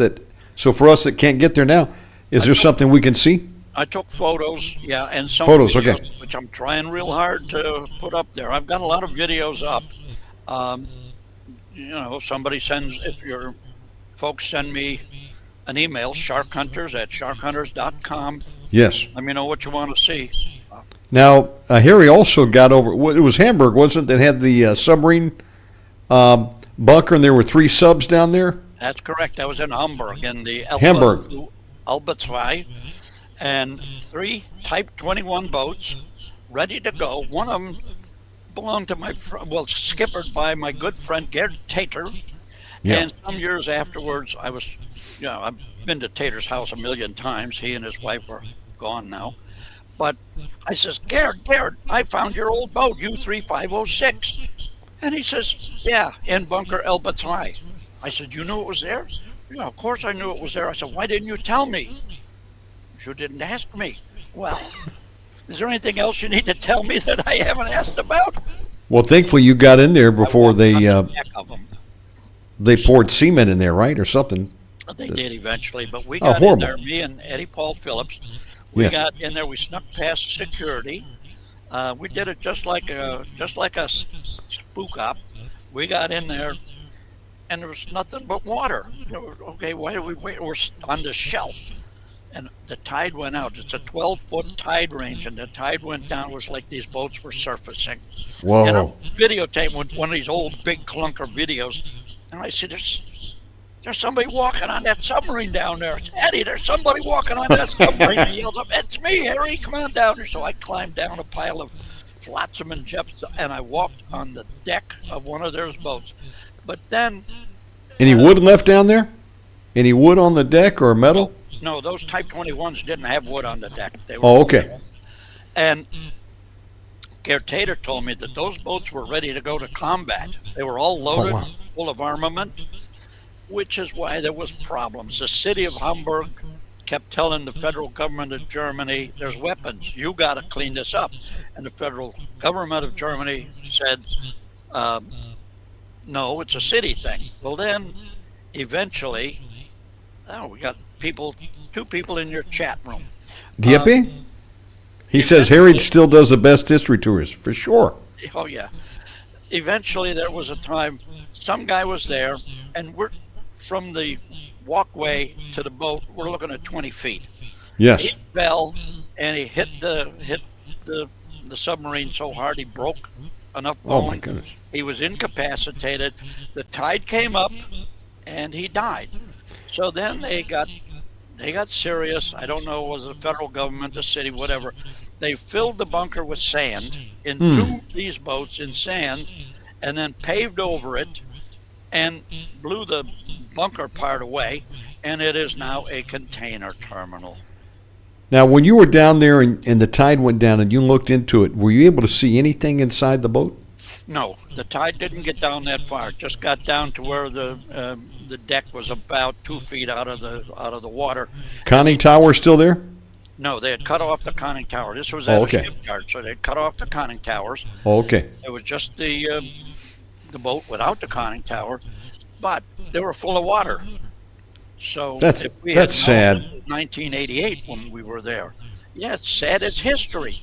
And these 3 submarines buried, they still had some airlift in them. Yeah.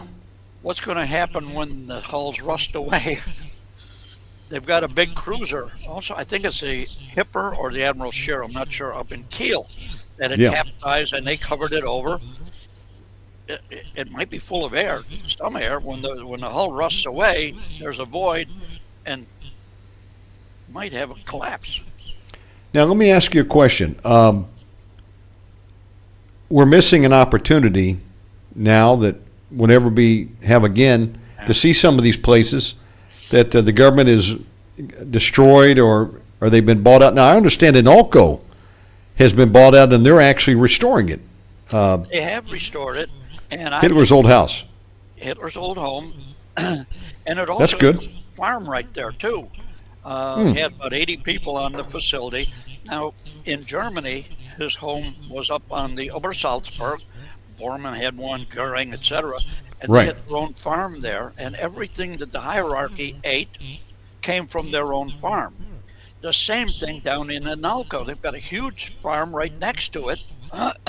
We've got pictures of it, and I'll be happy to share with anybody who sends me an email. And everything that they ate at Hitler's home in Inalco came from their farm, including racehorses. We've got pictures of the starting post, where they get the horses in there. Yeah. So it's been bought out, and I had been going nuts trying to find out who bought it, because we used to go there and just give a $100 bill to the caretaker, and we had run of the place. But that don't work anymore, because this is a multi-zillionaire fellow who owns it. He renovated to look exactly like it was back in the day. With the big window, right? The big bay window? Windows, yep. And unfortunately for him, all the furniture that was in the house when Hitler was living there ain't there anymore. Ain't there no more. I know where it is. One of our members has it. All wow. the furniture, including the great chair that Hitler sat in and the sofa. Amazing. We've got Amazing. all of it. He's got that. all of it. That's amazing salvage there. So let me ask you this question. Germany, sadly, the sites are going away, but I'm sure there's still some stuff there to see. But I think maybe the new frontier for people is going to be South America. Argentina. Now, you're going to Argentina. Tell us about this trip that you're going on. We're going, this will be in November from the 1st to the 15th. We spend the first week in Buenos Aires, called the Paris of the South. It's a beautiful city. And there's so much stuff left over from the Third Reich there. We go to, there's a cafe that still, the walls are covered with the German city-state emblems and big paintings of German castles. And this is the hotel, this is the restaurant where Mengele and Bormann and some of the other guys used to meet for lunch, and we eat there.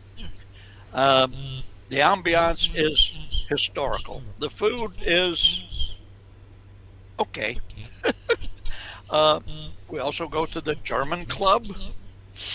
There's places where we have to get there quickly. The Plaza Hotel. They're converting it into apartments now. It had been there for zillions of years, right? And it was the upscale place in South America. And I went there when I went first time in 2008, and I met with the manager, Senora Rodriguez. I don't trill my R's very well. And like I say, I don't do Mike Wallace ambush interviews. So I told the lady who I was, what I was looking for, and no, she was very, very friendly, very helpful. And I said, my research indicates that Martin Bormann lived here for 2 years after the war. And without batting an eye, she said, yes, in room 740, the presidential suite. Amazing. I said, you knew this? She says, yeah, we all knew it. That's amazing. Up here, when you tell people that Hitler didn't die in the bunker but went to South America, they think you're nuts because we all were told that he died in the bunker. When you get to South America and you say Hitler didn't die in the bunker, they think you're nuts because they all know he didn't die in the bunker. They all know. They all were there. Ante Pavlik, now the wheels came around. He was the Croatian leader, Ante Pavlik. Okay. He lived in Buenos Aires. He came to Buenos Aires, got a job as a bricklayer, and then became friends with Juan and Evita Perón, and he suddenly was a huge, big general contractor. Okay. So there's a little monument on the corner in a residential neighborhood where he got off his bus, and this was years after the war. Some Croatian or Hungarian, whatever, hitman was waiting for him, shot him twice in the back. Good grief. But he didn't die. He was in the hospital in Buenos Aires, and there was an extradition demand, and Juan Perón says, no, he ain't going anywhere. He's in the hospital. Well, then Perón got kicked out, said, we're going to grab this guy, but they sent him over to a hospital in, I think it was Madrid, where he ultimately died. We went by his house, and Martine and I, and we're taking pictures over the wall. Right. And the lady of the house came out, a young lady, very attractive, about in her 30s. And she and Martine were talking, and I was asking questions through Martine. And she was telling me all about the house and the parties that Ante Pavlik used to have there. And amazing. Her husband was an attorney. We got all done. And I thanked her through Martine.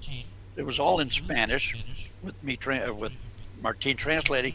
And I said to Martine, I said, she is a very nice lady. And in perfect English, she come back and says, thank you. So she knew what I was saying the whole time. And she told us that the old lady that lived across the street used to come to those parties at Ante Pavlik's house. So we went over, and the old lady was sitting on a window bench with the window open. So we went up and started talking. She was answering all our questions for a good 10 minutes, and then all of a sudden her daughter came up, bang, shut the window. It was over. Yeah. So they were all there.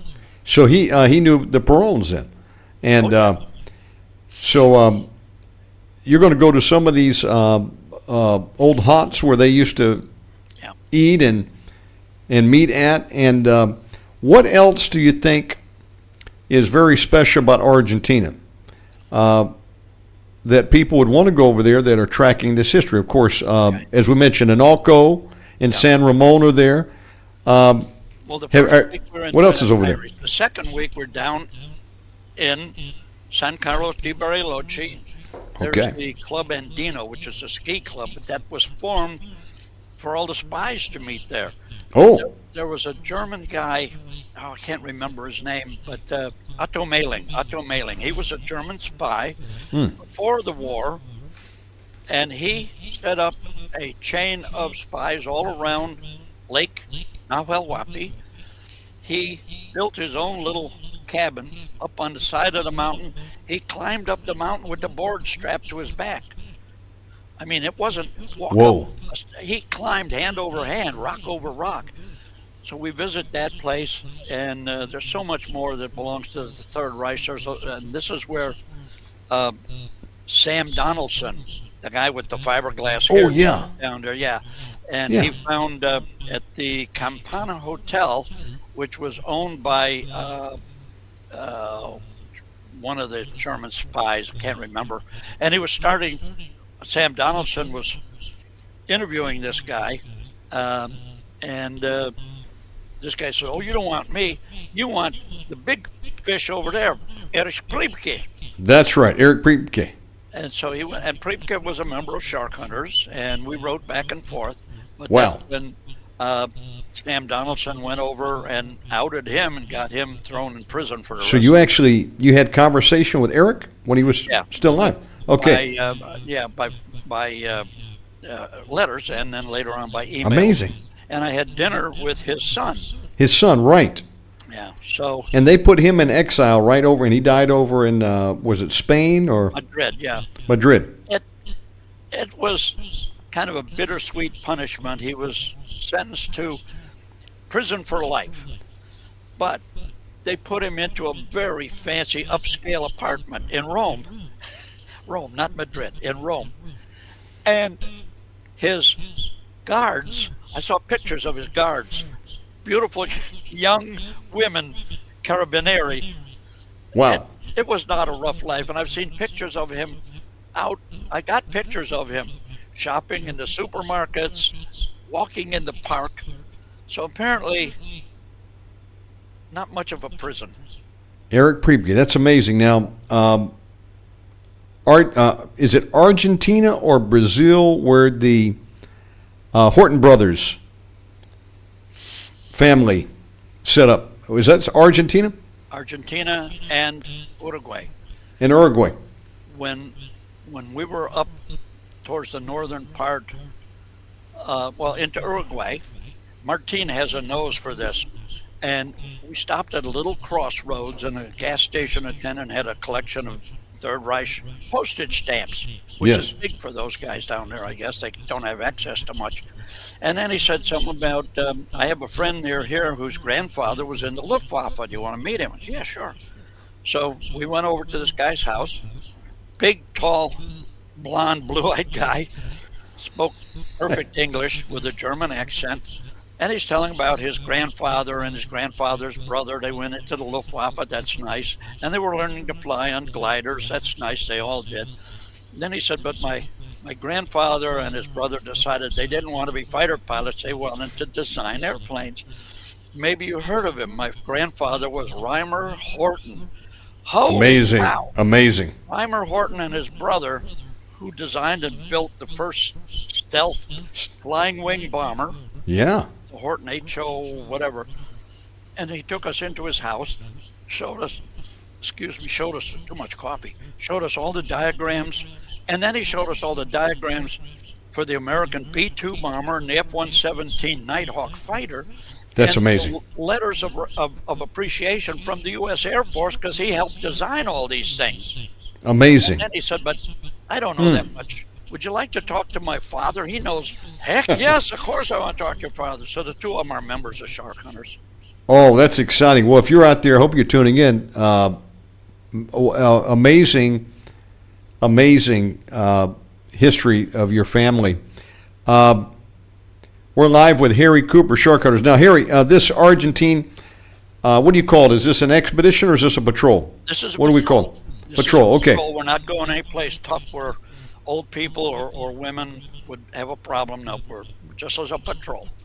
And then after the 2 weeks, Yes. as an add-on week, anybody who wants to, we go into the northern part of Argentina, where we found that compound that had been used to train German soldiers during the war yeah. and after Right. the war. And when we were there about 10 years ago, the water in the showers was still working.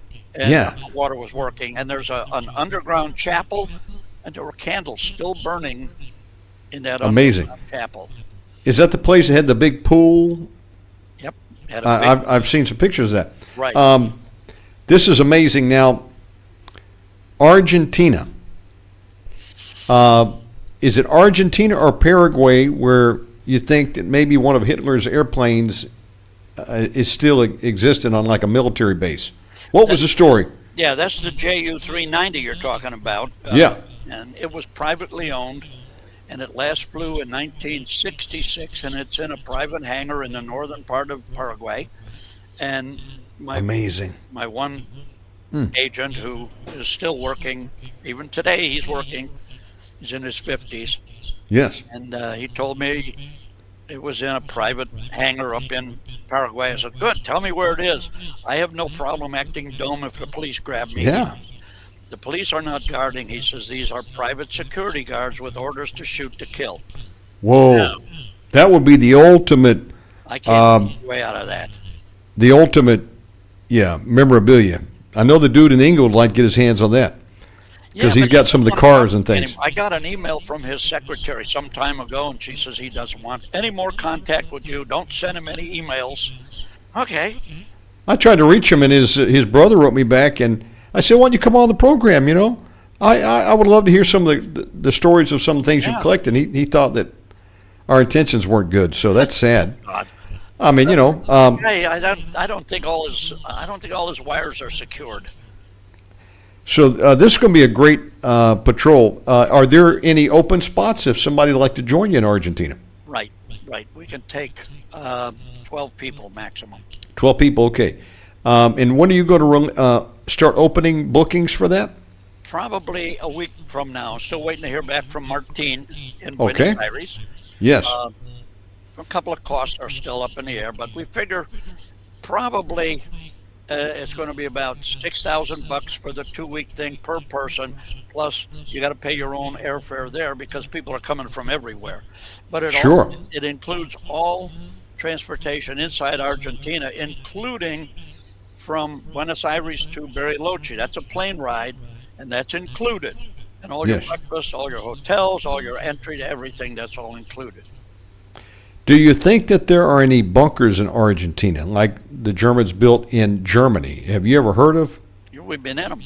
Oh, you've seen actual bunkers in Argentina? Really? In Buenos Aires. In Buenos Aires? Yeah. Okay, amazing, Argentina. Some of the German-built buildings, big buildings. Yeah. From the basement, a couple of blocks away, to the basement of another one. I've been in them. Whoa, that's really cool. Because the Germans, they like to burrow. I think I heard, 75% of what was built was under the ground? Well, Something like 4 that? times as much underground. 4 as times. above ground. Yeah. I got one other. People in the chat room here. Oh, Dieppe, 1958. Welcome aboard. Any shark hunters out there? Welcome. I think these are shark hunters. Glad to see you in the chat room. Hey, by the way, if you're coming in late, immediately after the show, this show will be up on the live tab, and then I'll send you the link, Harry. It's you won't have to wait anybody to get it. I want to ask you another question. Okay, so we've talked about Argentina, of course, Brazil, Paraguay, even Uruguay a little bit. But what about moving on over towards Chile or Bolivia? Have you ever taken an expedition out there, and what do you think could be found out there, especially in Chile? Yeah, Chile especially, yeah. I don't Yeah. know what we'll find there. I've been there, but I haven't brought a group there yet. In 1990, I think it was, when we were living in Tampa before we moved up here to Hillbilly Heaven, we were watching a parade in Chile with General Pinochet. Right. And the camera was behind his right shoulder, looking past him, so you could see this much of his back, with his hand saluting here, and his cuff, and his troops were marching by in front of him. I said to my wife, I said, "Look at the troops. If those uniforms were black, you'd think you were in Munich in the 1930s." She says, "Yeah, Right. look at the cuff on his sleeve." It was a big cuff, and it had the German oak leaves all around it. And right in the middle was the Sigrun SS. I saw it myself. Amazing. On Pinochet? On Pinochet, yep. That's amazing. So he was like a Perón, but of Chile, right?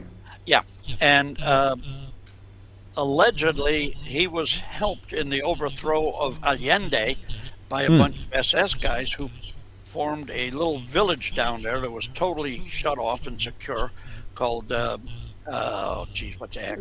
Colonia Hidalgo? Colonia, No, Colonia Dignidad. it's Colonia Dignidad. Yeah, but it's now open to the public, I guess, or open for Yes. whatever. But then it was totally walled off, and a There- lot of fellow Allende's people were brought in there, thousands of them, and they never came out. Not in any There's recognizable form. there's a writer. He's written both books on the occult, but also on Nazi Germany and the SS, and I forget his name. You would know him if I mentioned him. He's a very famous writer. But he tells a story of back in the late 70s, he went over to investigate Colonia Dignidad and got up to the gate. And it's a crazy story. He said he was followed the whole time, and they opened the gate, and he went in, and they shut the gate. Yeah, I mean, And out came the dude. I forget the main man who Schneider. ran the whole camp. Schneider, I guess it was him. And he said he was in a trench coat, and he said he should have been killed. They were going to get him. But something had just broke on the camp there, and they didn't need bad publicity. And he said it was just the right timing. They questioned him, then they let him go, and he got the hell out of there. And he said he made tracks, got to the airport, and there were still people following him. Yeah. So close call. I guess he got as close to anybody. Now, when the guy I think was taken away, he had some health problems and Yeah, the guy put in prison and died. I think it was Schneider, was his name.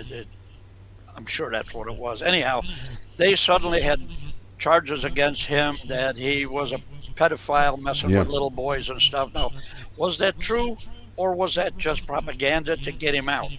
I don't know. I know though that they kept his bungalow, and I wonder what he had in there himself that came from the war. I don't know if he was Hitler Youth or was he actually in the SS, I in the believe. army It SS. was SS. Now you know what? I had a guy on this show. I don't know if he's alive now. He was in the Hitler Youth as a child. He was very young at that time, about as young as you could be in the youth. He's a Christian, and he moved to America. And a friend of mine, Gary Stafford, introduced him because he was like a neighbor up in South Carolina. That's as close as I've ever gotten to any of those guys that were alive back then. Of course, this is pretty regular for you. You met all these people because you've been doing this since the 80s. And at one time, you is it true? You asked that each of the original soldiers there from World War II, they would send in a signed autograph photo. So, yeah, What am I talking about? Yeah. that's Yeah. true. Do you still have those that are available for purchase if people want to get one of those autographs? Correct. They're on my website, and also I can send a list to anybody. This was one of our members' suggestion. Yeah. So I wrote to every one of our veterans and said, please send me one picture of yourself in uniform, and I'll make 100 copies of that picture, send the whole works back to you. You hand sign all 100 pictures, send them back to me. Yes. Only 2 said no. One was Reinhard Hardegg, and he said, I've had enough of the war. The other one was Otto von Bülow, a wonderful old gentleman, but he was so crippled up with arthritis he couldn't even hold his fork. Now, what are these paintings also you had? Did you commission the paintings or did someone paint them? No. There was one that had a bunch of the autographs of many of these U-boat. Right. That would be Personal. Convoy Inside, or another one, Almost Home. These are Yes. hand-signed photos, and these are not Xerox signatures. I sat with these guys as they signed it, and these were important, powerful people. And when I asked them to show up and sign 1,000 fine art prints, no trouble, Harry. I have a photograph Amazing. of us in a German Navy club, Yes. Veterans Club. Erich Topp, the third most successful guy. Witte, Knight's Cross. Horst von Schroeder, Knight's Cross. A couple of Amazing. sitting there signing. And when we when we were all done, uh, said their goodbyes, and all but Diggins and Von Schroeder left. And I was talking to Diggins and Von Schroeder over on the side, and Yes. now the Navy vets were coming in for their meeting, and one guy falls over, bam, right on the floor, is turning blue. Everybody's Whoa. walking around him, and they must have been thinking, well, Wolfgang is going to ruin the evening. So I asked Diggins and Von Schroeder, who both perfect English, I said, would I know first aid? Would you like me to help him? And like I had asked a cup of coffee, they said, "Oh yes, if you would please, Harry." I had a film crew with me, and one of them was a nurse. I said, "Get over here!" I started Wow. doing chest compressions. Whoa. We worked on him 15 minutes, no sign of anything. The Oh, guys- no. the medics got there. They worked on him for 15 minutes, nothing. They hauled him off in the meat wagon, and so when I got back to America a couple of days later, I called the president of that U-boat group, Yeah. Navy group, and I said, "How is he?" And they said, "He woke up for a few seconds, kissed his wife, and went back into a coma." I was Oh, still no. in Germany when I called that. Then I got back to America. It was a week later, so I called. I figured he's gone, so I called to express my condolences, and the president of the veterans group says, "Oh no, on Wednesday he just woke up, cursed out the nurses, put on his clothes, and walked home." I said, "Okay." Well, thankfully he was alive then. That's awesome. So I asked the Coast Guard guy who trained me with first aid and CPR. I said, "I saved this guy's life. I'm 1 for 1. Can I put MD behind my name now?" He says, "Well, you can, but you'll wind up getting arrested for it." So, "Oh, okay." That's amazing. That's an amazing story. Folks, there's so much history here with Harry Cooper. We've only scratched the surface tonight. Now, Harry, you do regular shows every month with Jeff Rentz. When is your next program going to be? Do you have a date yet for February? Yeah, 2 times a month with Rents. Okay. The first Wednesday, which is next week Wednesday, and the third Thursday. 2 hours every program at 9:00 p.m. Florida time. He's one of the OGs, folks. Before there was podcasting, he was doing radio shows. Oh, yeah. And I know you got a lot on your mind, but when you talk to Jeff, tell him I said hello. I used to listen to his programs many times going down the road, and man, an amazing guy. I have no idea how many interviews he's done. Probably tens of thousands now. Yeah. 20,000. Who knows? I've 30,000. been on with him once a month. Amazing. From February of 2013, and then a couple of years ago we went to 2 times a month, the first Wednesday and the third Thursday. So this next Wednesday we're going to be talking all about the trip to South America. That's going to be an exciting trip. Final question for you. Do you think that at any point you may venture over and explore Chile? Have you been there yet? I've been there once or twice. Okay. But I don't know if I'll go there to do any expedition or not. And in Bolivia? Any interest in Bolivia? Yeah, maybe if I could get to those plantations, but Yeah, that would be cool. yeah. Thank you for Is getting my motor started on that. is it true that there may be people that decades later are tasked with protecting Hitler's grave? I've heard that story. Absolutely. It's not easy to get to his mausoleum or whatever you want to call it. Right. And it was guarded by the sons of at first by the Waffen SS guys, and then by the sons of the SS, and now I imagine by the grandsons. I met a couple of them, and I You know, have the you met a secret couple. code. If I get caught, I can say these words, and they won't clip me. I hope. That's amazing. That's amazing. So I guess that would be my final question. That is, many went to South America. Yep. After the end of the war. When things settled down, 70s, 80s, and beyond, do you think any of the families or these guys came back and went back to Germany, or they just started their new lives and stayed in South America? I'm wondering if any of them doubled back. And A few did go back, I imagine. The majority stayed down there because they had planted roots. They had families, they had jobs, they had whatever, and that was their new life. and good grief. And they all spoke German. There were just little enclaves I don't speak Spanish, but I get along fine with my German in a lot of those little towns. So you'd have like Third Reich baby boomers and Generation X down there, everybody. Yep. They just stayed down there and had, started over. That's amazing. Yep. History. I mean, look, we're just trying to find the truth here. We deserve to know the truth. This is really interesting stuff. I'll tell you this as we close. I'm kin to a very famous Third Reich. You want to know who it is? Who dat? Werner von Braun. Oh, okay. Now, my grandfather Davis, they always told us that they're from Wales. But my grandfather Weber, my mom's side, Weber, were from Langenau, Germany. Ah, okay. And one of my ancestors' name was Louis Greiner Weber. And they came over from Langenau, went through Canada to Caribou, Maine, and then settled down in Toombs County, Georgia in the 1800s.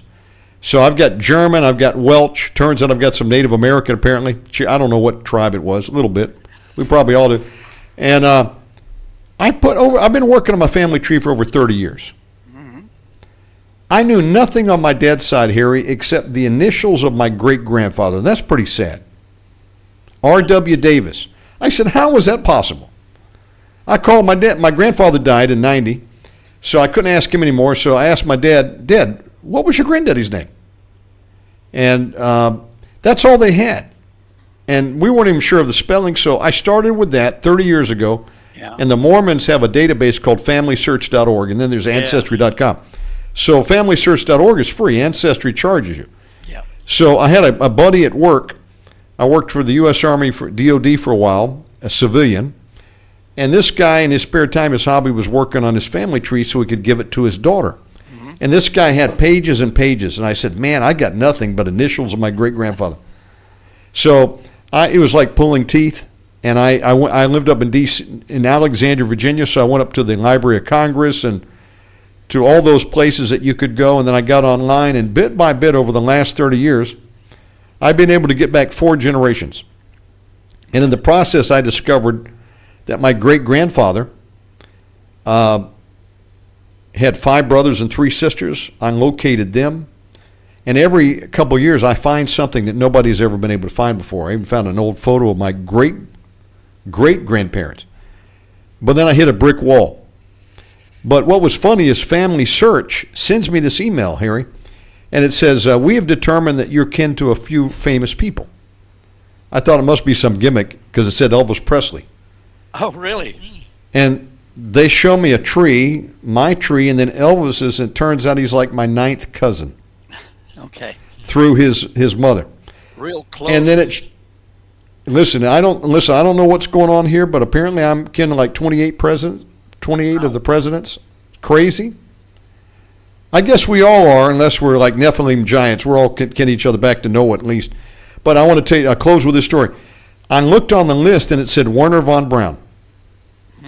That's a big He's name. like a 7th cousin on my dad's side. So on my granny's side, which her family name was Carr. And so lo and behold, I lived up in Alexandria, Virginia for almost 10 years. My grandfather had a church there on King Street. And I found this out only recently. You know, Werner von Braun is buried up on King Street. I lived only about 2 blocks from his grave the whole time. Yeah. And he spent his last days in Northern Virginia and died in Alexandria. And they buried him over there in the cemetery up from the church. Yeah, he became an American citizen. So he's like a 7th, 7th cousin. Wow. Well, way back there, but it's kind of interesting. I'm going to have to try the Mormon database to track me. FamilySearch.org. Start a free account there, and you just start with what you know, and then all of a sudden they'll give you hints, and you'll recognize it, and you put them 2 and 2 together. They've got so much on there now. In no time you'll probably go back 10 generations. I wouldn't doubt it. That'd be good for Sean and your daughter. If you don't have a family tree already. On the Cooper side, we do. Yeah, my grandfather had 5 doctor's degrees. He played first violin in the Chicago Symphony a long time ago. His dad was a a singing opera teacher living in Vienna. One of his pupils was the daughter of the Kaiser. His dad, my great-great-grandfather, did a lot of inventing. The endless chain of buckets for digging. Oh, wow. Well, he invented that. He invented the rubber cover rollers on a washing machine wringer. Whoa. The sliding ladders in shoe stores, and a lot of work on the steam safety. Westinghouse gave him all sorts of wonderful whoop-de-doo titles. His uncle, my great-great-grandfather's uncle, was Peter Cooper, the guy that Whoa. built the Tom Thumb steam locomotive that was way ahead of the horse-drawn streetcar. Dude. And the belt broke, and he had been an apprentice with what's his name there, who built the Claremont steam-powered boat. That's pretty amazing. Yeah, and it goes back. When people say we're all from immigrants, I tell them, nope, I'm not, because my family, we traced with big gaps in there. Yeah. We found, I found it all the way back to 1740. Our family Dude. in this country. That's pretty amazing. This was the country, yeah. Before I forget, I got an idea for you. I'm going to drop in your head. You've got 72 books right now that people can go and order. Go to sharkhunters.com. You can get the books. You can become a Shark Hunters member. Tell Harry you're tuning in down to Mega Man. He'll send you a free edition of the Shark Hunters magazine. Encourage you to join with them. And you'll get the email like I get. But here's my idea for you, Harry. I think it's time that you write your biography and start all the way back to, and have photos in there of when you worked for the Air Force as a race car driver. Yeah. Tell the story about the yacht. Yeah. And you know how you found How that, I started on this topic. how you got started, the hill with the chateau up there, Yeah, the mansion, mansion. Yep. and then bring it to current and give many stories of these great German and American and Russian submariners that you've met in the stories, and put photos in. Flyboys, hey, it's time for you to do your biography, man. Yeah. In my spare time. Do it because for Sean and your daughter, and do you have any grandchildren yet? No, Sean, being special needs, is never going to get married. My daughter, been with this really great guy for 4 years. They got married in by a judge, 10th of October, and in 2 weeks we're going up there. It's the big wedding with a spread on the lake shore, the river shore, whatever, and I'm supposed to walk her down the aisle. But she and her husband said absolutely never any children. Oh, my goodness. Well, My wife is devastated. I'd love to have Sure. kids, but absolutely. they're the ones Absolutely. that have to make the decision. They're the ones that have to raise them. And my daughter says, oh, kids are so much work. I said, yes, they are, and they're a huge responsibility, but the payoff is a million times better. It sure is. So If you out there would like to see Harry do his autobiography, write in and let him know. We need to encourage him because he's got so many stories to tell. It's got to be in printed form. Harry, thank you so much for going with us the distance today. We'll get you back on again. And any final comments you'd like to leave with the people? no, it's always a pleasure to be on the air with you. And Thank you. again, if anybody wants to send me an email, you've got the note right there, sharkhunters@sharkhunters.com. Say they heard us on the air, and I'll send them a free copy of the magazine electronically. Thank you for your time and friendship. And folks, remember, Harry will also be, what's your next date on rents.com? Next Wednesday, I think it's the Okay. 1, 2, 3, 4. I think it's the 3rd or the 4th. Shouts out to Jeff Rentz if he's tuning in, and all of you out there, and the friends in Russia and Germany, wherever you're tuning in from. God bless you all. We'll see you next time, Harry. Have a great weekend, brother. Take care. Do svidaniya, tovarich. Folks, what an amazing interview with the man. The world's leading expert and historian on U-boats and World War II history with the Third Reich. It's an amazing thing that he's done, 72 books. I want to thank you for all tuning in. Please share this show with a friend. We'll see you all next time.